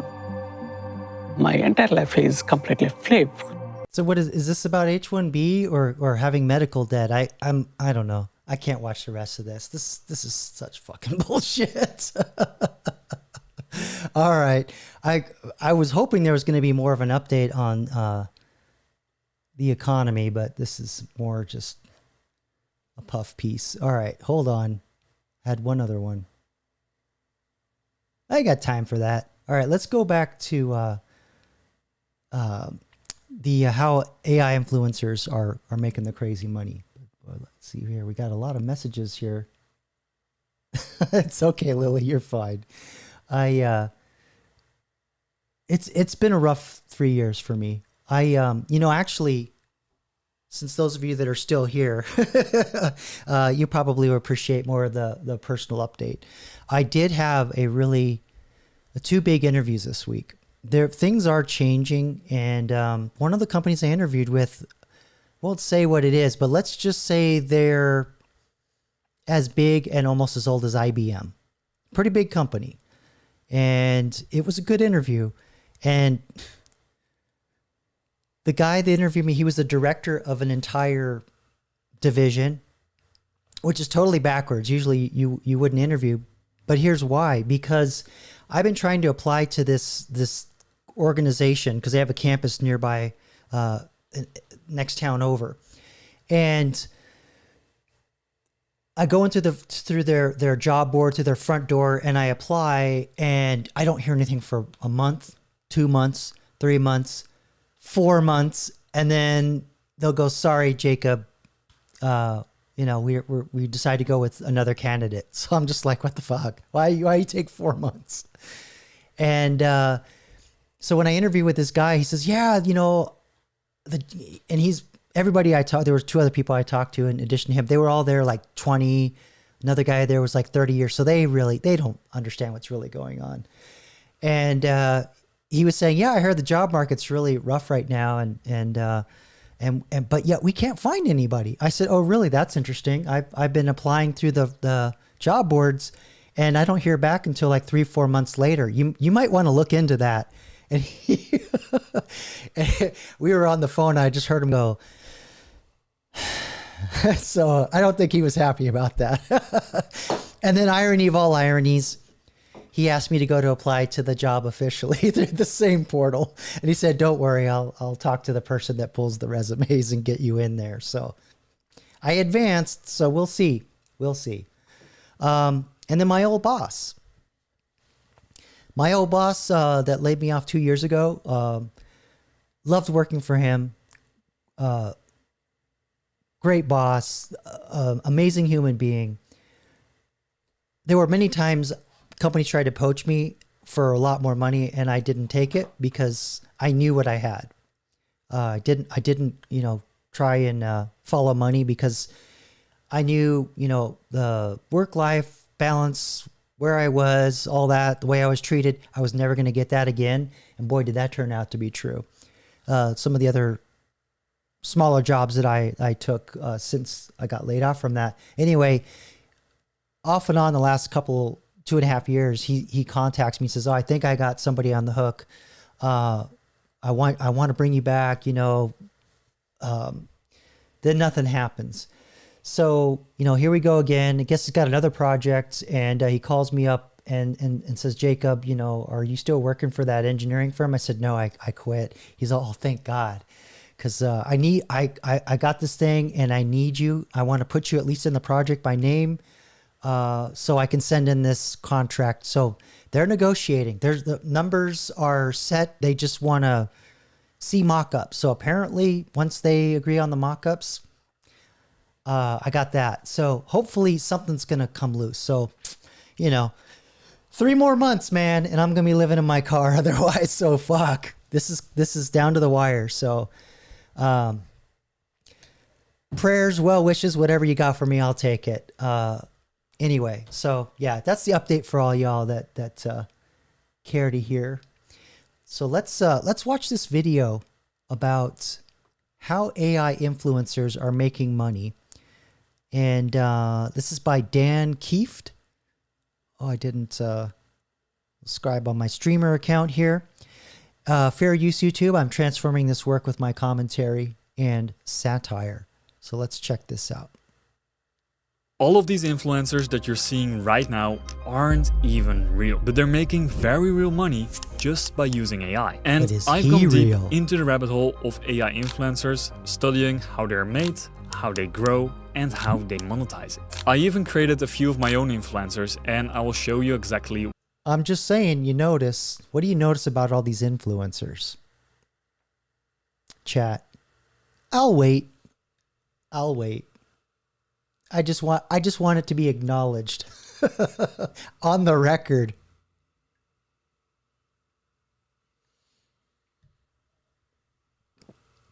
You gonna make me say it out loud? You're gonna make me say it out loud. They're all women, young, very attractive women. So that's what I was talking about earlier, that the sex appeal is the only thing that AI really, for whatever reason, has down, and they can't get that like celebrity charisma. You know, you can make Brad Pitt and Tom Cruise fight, but you're not going to get their charisma to come through digitally. Just not. Oh, baddie. I see what you did there. Okay, let's continue on. Learned along the way. Take Aitana Lopez, for example, the most recognizable AI influencer. She got over 375k followers, and Mia Zilu, she recently went viral and hit over 167k followers almost overnight. Then we have Maya Lange. She sits around 160k followers, but she might be making the most amount of money out of all of them. You know, big brands and real people are paying a lot of money to some dude that is running these pages in his basement. And you can be that dude, because in this video I will show you exactly how you can make You too can be that dude. Your own AI influencer, and I will show you different ways how you can monetize this. Honestly, it's not that hard to make 10k a month using this method that I'm about to show you. This guy... By the way, really quick, I'm sorry, I'm pausing a lot, but for fair use, YouTube, this video is 9 months old. It's right before the Great Purges. So I would caution against trying to build your own influencer, at least on this platform. Other platforms are going to follow suit soon if they aren't already. And there's a reason why I do AI the way I do when I run it. You know, I have the avatar around me, around my face, and I'm interacting with it. I saw this coming. I did it that way for a reason, because I knew that once anybody with an art list or a Higgsfield account could generate a video of a person, it was just going to absolutely flood all the socials. So here we are. I right here already got over 50k followers by following my last video about this topic.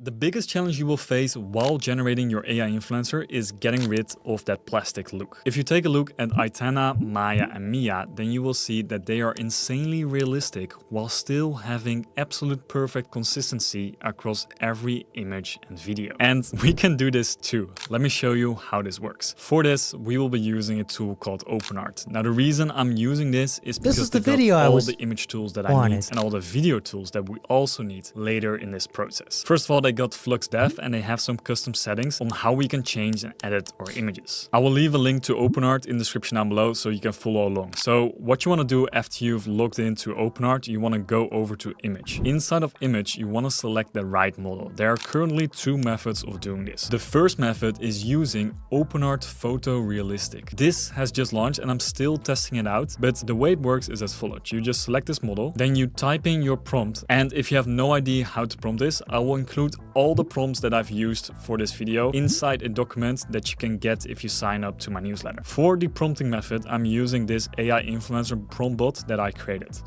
So again, this is kind of like he's doing prompt hoisting, but this one is suspiciously called the AI influencer prompt bot. I don't know about that. That sounds a little salesy. Something's going on here. You could just use a regular chatbot. That's all I'm saying. In this case, I want to create a female influencer. What I then do is I answer all of the questions that it's asking me. So this can be anything from like what the purpose is, what the visual identity is, what the fashion style. Take a screenshot of that and then have ChatGPT extract that text, and then you can still do it. This is just an AI that's trained to be an assistant to help you generate the correct prompt. Always, all of that. We then give it all the information that it needs, and now it will generate the prompt that we can use for photorealism inside of Flux. So I copy this and I paste it in there. Then all you have to do is select camera the lens size. too. Now for this, I want to have a... And what's interesting about that, hold on, let me back up. This is actually kind of a trick you should pay attention to. You'll see in here, there's the Fujifilm X-T30 35mm lens. The reason why they put that in there is because a lot of the images that these influencers were generated for the data that was the AI that the data was trained on, they were trained on models using cameras and specific lenses and specific lighting, and that metadata is inside the photo. So that's why you'll see this technique where they'll describe the actual equipment that was used to make the shot and to get the lighting effect. So that's one little thing. And that's probably one of the big reasons why they're using that AI influencer bot. It's really for that little, this is the real secret sauce right here to get that more realistic look and lighting. Okay, back to it.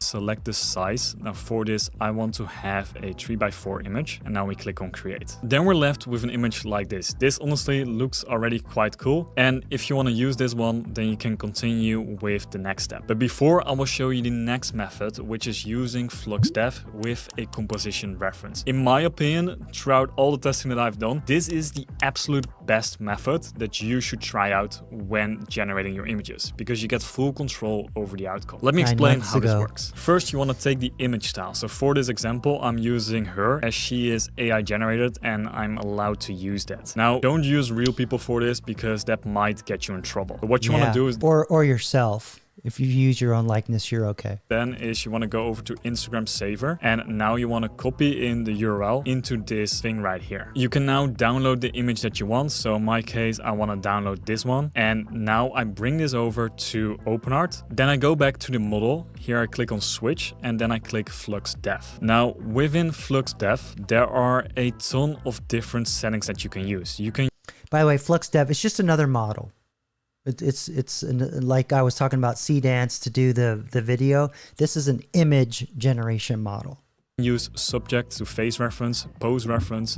In And it's this case, optimized we for want to try people out composition and models. reference. I've tested out all of them. This gave me the best results because it's taking the composition from that original image. So now I'm taking this image, I'm putting it in there, and make sure the influence strength is around 0.17. I've tested out multiple different ways, but this gave me the best results. Now the next part is giving it your...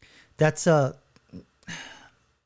number, that's kind of like what they call temperature. The higher the number, typically, the more it's going to, I don't want to say be random, but be more creative is often the term that's used.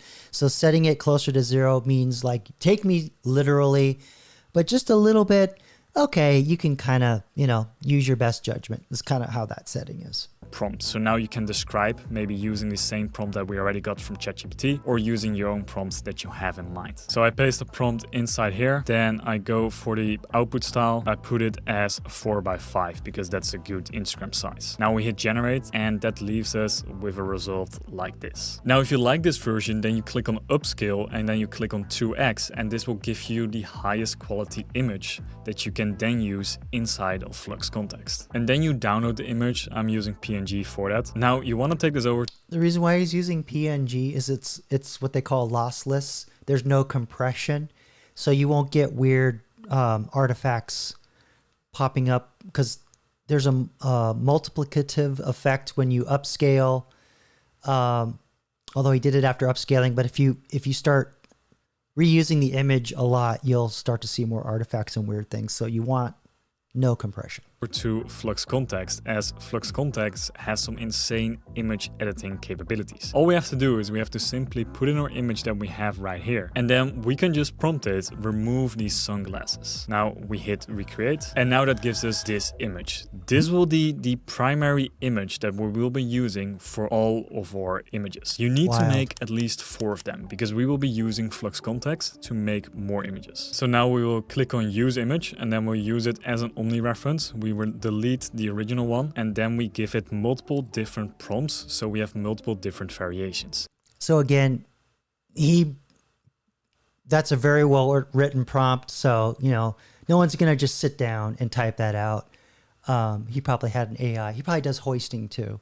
I don't know I made that term up. I don't know what it's really called, but it's a very powerful technique to really optimize the prompts that you're putting into AIs that are very specific of what they do.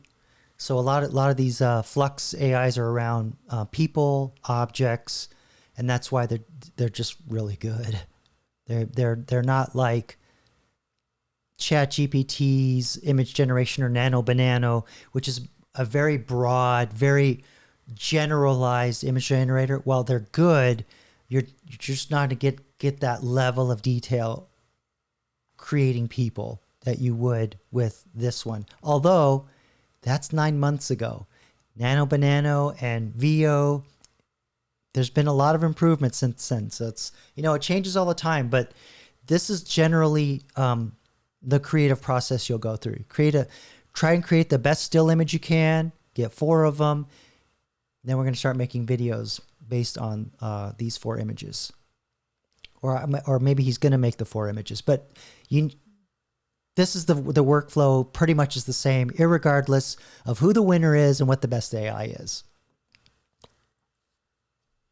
In different settings, so the AI better understands what she looks like. As you can see, I now have a new angle of her, just a slightly different position. Now I use this also as an omni reference, and now we already have 2 images in here that is using as omni reference. We repeat this process until we have 4 images. We have all the omni references that we need. So let me do this a few more times. I've added this image and this image as an omni reference, and now these 4 images will be the core images that we will be using anytime we need to make an image of this person. You might need to remove those sunglasses again. I don't know if you saw We that. are now ready to move over to the next step, which is making money with our AI influencer. There are multiple different ways of how you can do this. You can already do this with images, but you can also do this with videos. Before I show you how to make videos, let me first dive into how the top players are making money with their AI influencer. Mia is doing brand deals only. You see, you can contact them in the DMs, and what she will do is is she will post some kind of story or some kind of post on her Instagram at the place where she's at. This can be anything like holding products, being at a specific event, or anything that you can imagine where you can put some kind of AI influencer.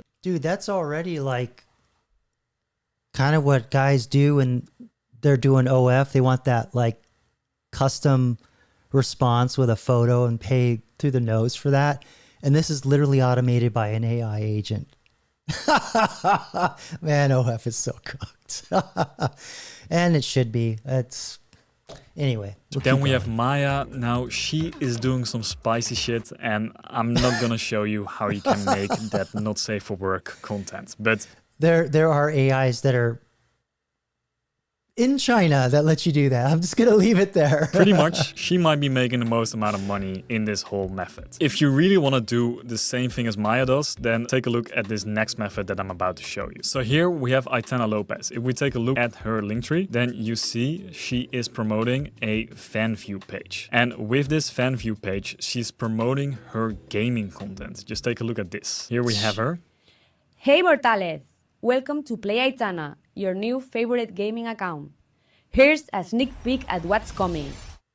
The crazy thing is that this works. Like, you don't have to post the spicy stuff. You can make money just by doing this. In fact, I already made some money with this method that I'm about to show you. I took inspiration from Aitana, and I will show you exactly how. There are so many simps out there. It is so sad. It's just really sad. I don't know how else to couch it. How she makes money with this. She already has 33k likes, and people are paying around $10 per month for this. God. To get started with this method, I will leave the link to Fanvu in the description down below so you can check it out. So you gotta sign in with your account. Once you're signed up to your account, you need to click on Become a Creator. After that, you want to click on Start Earning. Here you can enter the referring code. Then you can enter your country of residence. Then here you need to pick AI created, because Fanvu is the only platform that supports AI created creators. So now we continue this. They want a piece of that cheddar. They want a little piece of the action. And see, this is the interesting thing with YouTube is they let it get out of control, and now they just have to like drop the axe, drop the hammer on everything. But this company, they're set up for it. Select what type of niche you're in. For me, this is gaming. It can be fitness, it can be food, anything you can imagine. Next up, how do you identify? My character identifies as a female. Then you need to set up your profile. And because I'm doing identify as a double-horned unicorn gaming, I'm gonna make a gaming avatar. So in order to get to the point, I will use this prompt. I will leave that prompt again in the description down below so you can check out all my prompts. And I'm just gonna click on create. So here in Fanvu, we want to upload our image. Then you want to select on how you want to have it looked. I want to align this line with our eyes. And now we add in the display name. I'm gonna do Stacy Lopez. Next up, gaming with Stacy. And now we click on continue. Here you want to add in your banner. This can be something AI generated. And then you want to set out your bio. For the bio, my only question is, I don't know how this works because I'm not a Twitcher. But isn't like streaming gameplay somehow like a copyright violation? I don't know how that all works, but I would think that like you can't just have like fake gameplay from a known game and then put this influencer on there. I'm surprised that you could get away with that. But I do see people streaming on Twitch all the time their gameplay, so I guess there must not be a copyright violation. If anybody knows, explain it to me. So you want to be in depth with this. For now, I'm going to put follow me for more gaming adventures. And then we hit continue. How much do you want to have the fans to pay you? This can be anything from like $3.99 to $100 per month, which is crazy, but I'm gonna keep it at $9.99. And now you need to identify yourself with your driver's license, your ID or whatever. I've already done this in my other account, so I'm not gonna do it again. But basically after that, you're asked how you came to Fanvu. Please add in that Dan Kieft referred you to this. I would very much appreciate that. So here. Yeah, Batty, you know, you might want to set something up on here for your store, because you already kind of have that AI persona thing going. So yeah, you might want to look in. I think you could probably do something here. Here I have my other account, and now we can start making videos. We actually need to have an intro video so we can add that to our profile. You want to use this image and you want to use that as an omni reference. We're going to remove all of these, and now we want to do same girl, same background. We want to make this 16:9. The reason why we want to make this 16:9 is because Google VO3 can only do this in 16:9 right now. You can download this as a PNG, or you can just click on image to video. This will bring you over to image to video. Here you can select any type of model that you want. In our so case, there you go. You can do see VO in there, C-Dance, Kling. So this is like another aggregate site. Pika is pretty big too.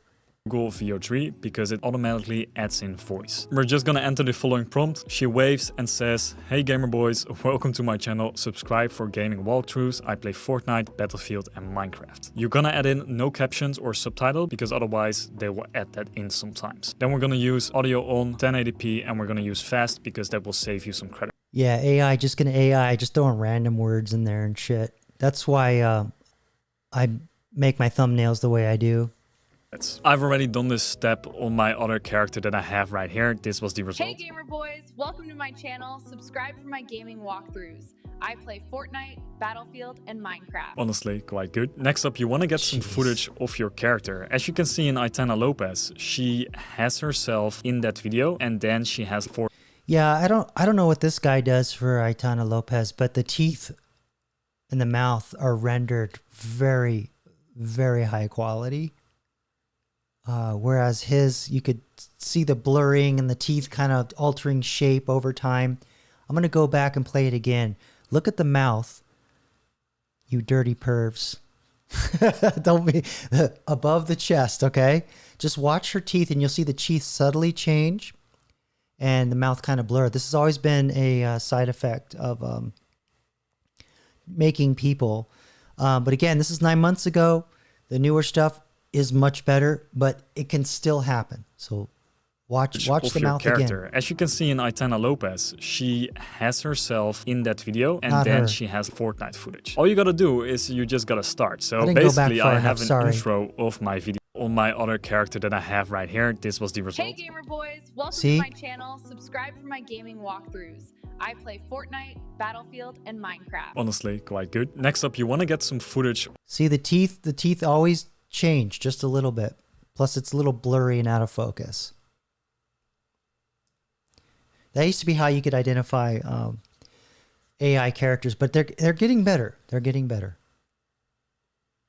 Of your character. As you can see in Aitana Lopez, she has herself in that video, and then she has Fortnite footage. All you gotta do is you just gotta start. So basically, I have an intro of my video. So check this out. Today, I will be destroying some noobs in Battlefield 6. So let's dive in. That's not After the word that, I you heard. can literally switch over to Battlefield 6 gameplay and just occasionally add in her face cam along with a few things that she's saying. Once you're done generating your post, you might want to do a bit of editing to add in the gameplay. Then you go back to FanView, you upload it right here, and now you can write in your caption. You can literally use ChatGPT for this. Let me just bring out my inner girl and let me write a caption. And now we can create this post. Of course, make sure to complete your profile by adding in that intro video of your character. Let's see if the original one is already done with this. Hey gamer boys, welcome to my channel. Subscribe for my gaming walkthroughs. I play Fortnite, Battlefield, and Minecraft. Our profile is now as good as complete. All you have to do is maintain posting, and then you have to get some traffic going from Instagram to this page. Now this page is already doing numbers, and they have gone the spicy route of FanView, which is of course a positive.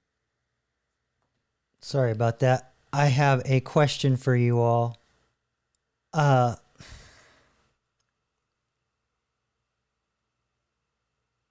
Would you pay for something like that? I mean, I don't get it. I mean, it looks cool. I could see it as like educational and like replacing me, although I wouldn't want to do that. I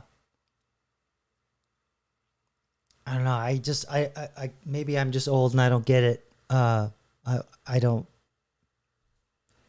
see how people would pay money for that. But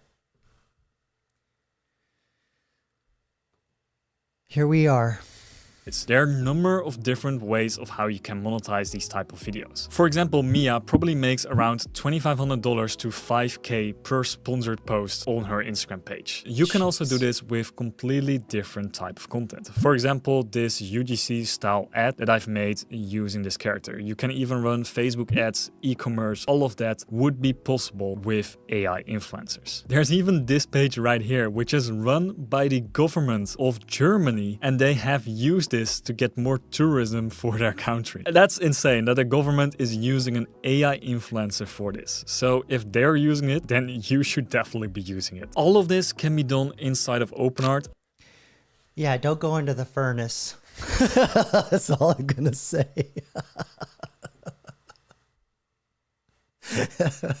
Don't let the avatars talk you into going into the furnace. I will leave the link to that in the description down below, along with a discount code so you can get started with a bit of a discount in the first month. And I will leave all the prompts, including the ChatGPT agent and the fan view link, in the description down below, so you can try that out. Please, the only thing I'm asking is sign up to my newsletter, where I will give you some free value that you can use for your videos. Click the... So there you go. Yeah, Dan Kieft, if you want to get more fun stuff like this. He does a lot of how-tos, more than your boy. Good stuff. He's taught me a lot of things. Okay. Yeah, I don't know. I mean, a lot of weird stuff on our bingo card this year. We had that Buddhist robot, and then we had, what was it, forgot where it was. I think it was Austria. There was a church that was taking confession with the digital Jesus. So I don't know, man. I don't know. How is that different from this?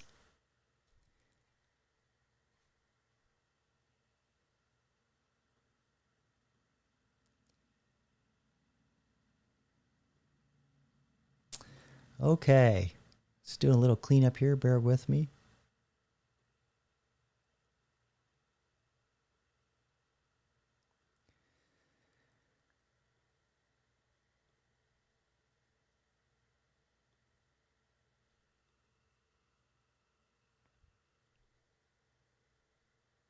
So what do you guys think? Are you you're thinking you want to do a AI influencer, or maybe clone yourself, make how-to videos? Because I see a lot of that too. A lot of people will put their likeness, or even just make up somebody else and just teach crap on YouTube, and you know, get a lot of views. But I don't know. Just the way the algorithm's changing, and the way AI is, you know, kind of taking over all my other jobs. I don't want them taking over content creation too. I gotta have something to do that's fun, right? Yeah, you a saucy mix or saucy minx make one. I don't know. Maybe not tonight, guys. I'm gonna get. I'll get in trouble because you don't want my imagination unleashed on a live stream. All right. Yeah, so you're going to just stay German in space. Got it. All right, guys. I think we covered a lot of stuff tonight. I don't know. I apologize. I kind of dropped the ball on this video. Was the one that I wanted to show you, but it was named funny, and I didn't realize that was the one I wanted to show you. That was the how-to. But this is kind of the format I want to do moving forward, is just pick like an old movie or an old book that kind of predicted something, and then just, you know, explore that up into what we have today, and then have a how-to wrapped around that. So hopefully next time it won't blow up in my face. But yeah, just moving forward, I think I want to do that because I'm just getting burned out talking about the news and the big tech AI CEOs and all that, and a lot of stuff happening also in the job search. So I just kind of want to make this a little more mellow, a little more relaxed. So hope you like it. If there's like a sci-fi movie that you want me to draw some conclusions from with the AI and all that, but I mean, obviously there's going to be Skynet and Terminator and Matrix and all that. That's a little too on the nose. I want to see if we can find some gems. And I've already got a few picked out I think you'll like. And kind of centered around the 80s, and they were really big part of my childhood and formative. Really influenced me going into computers and stuff. So hopefully you'll like it. I won't tell you what the next one is, but it's from the 1970s. Yeah, see, again, that's a little too on the nose, Lily. And we already have the Hale 9000, right? So, but I'll think about it. Maybe I'll like take all the big ones, the ones that are on the nose, and like make a thread through those in one live stream. But yeah, I picked some good ones. When you see them, you'll get it. All right, everybody, my voice is going out, and I got a big day tomorrow. Actually, I have to get prepared for a presentation for my business. I ran into an old friend I haven't talked to probably, oh gosh, a good 3-4 years. We used to be in business together. The CEO, how do I put this? I gotta make it clean for you too. He often confused business networking with betting widows for money. That's how he funded a lot of our paychecks. I don't know how this guy did it, but he always found some wealthy widow and then talk her out of some money. So, yeah, it was a good 5 or 6 of them. He was skilled. He was skilled at that. Anyway, yeah, that company blew up in our face. And anyway, my friend and I, he was the chief operating officer and I was the CTO. And we still remain friends, and ran into him a couple days ago, and I demonstrated my my product to him, and he messaged me this morning. He says, "I can't stop thinking about it. I think you have something, and you know, I want to know more." So I wasn't sure. I wasn't sure if AI was kissing my ass too much, and I was believing my own hype too much. But yeah, lonely with the dirty widow trickster. That's true. Yeah, he was. I've got stories about him and Burning Man and all kinds. He was crazy. But yeah, he my buddy. I feel validated, and he was really encouraged by what he saw, and I've grown a lot since we worked together. And I know a lot more about technology and cloud and software and all that than because last time we were in business together was like 10 years ago. So yeah, I think I made a big impression, and he might want to get involved again. And there's another individual that I'm hoping I can bring into the fold, and 3 of us. I think we could turn this into something that'd be pretty amazing. Not quite ready to demo it for you guys yet, but when it's ready, I'll show you. It's not really, I don't think you guys would really like it, but I want to show it to you just to kind of see what you think. But anyway, everybody, thanks again for coming and hanging out with me and supporting the channel, and even all these difficult, weird times, the algorithm, fighting censorship, and just the weird job market and everything, and just me dealing with all the headspace shit that I'm dealing with.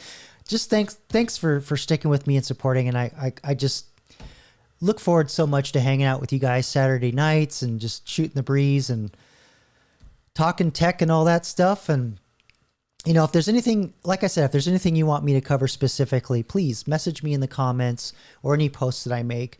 My email is on the about page. You can send me a message. I'm not scared. So yeah, anything you want me to talk about around how-tos, because a lot of this stuff, you know, I wing it a little bit, but you know, I kind of know what I'm doing too. So if there's something that's a little more complicated, I can prepare more for, I would definitely do that. So hit me up. But until the next one, thanks again, everybody. Good night, Lily. Good night, Batty. 07 on the rewatch. Anybody else is catching the replay, thanks again. And until the next one, don't forget to touch some grass. Peace.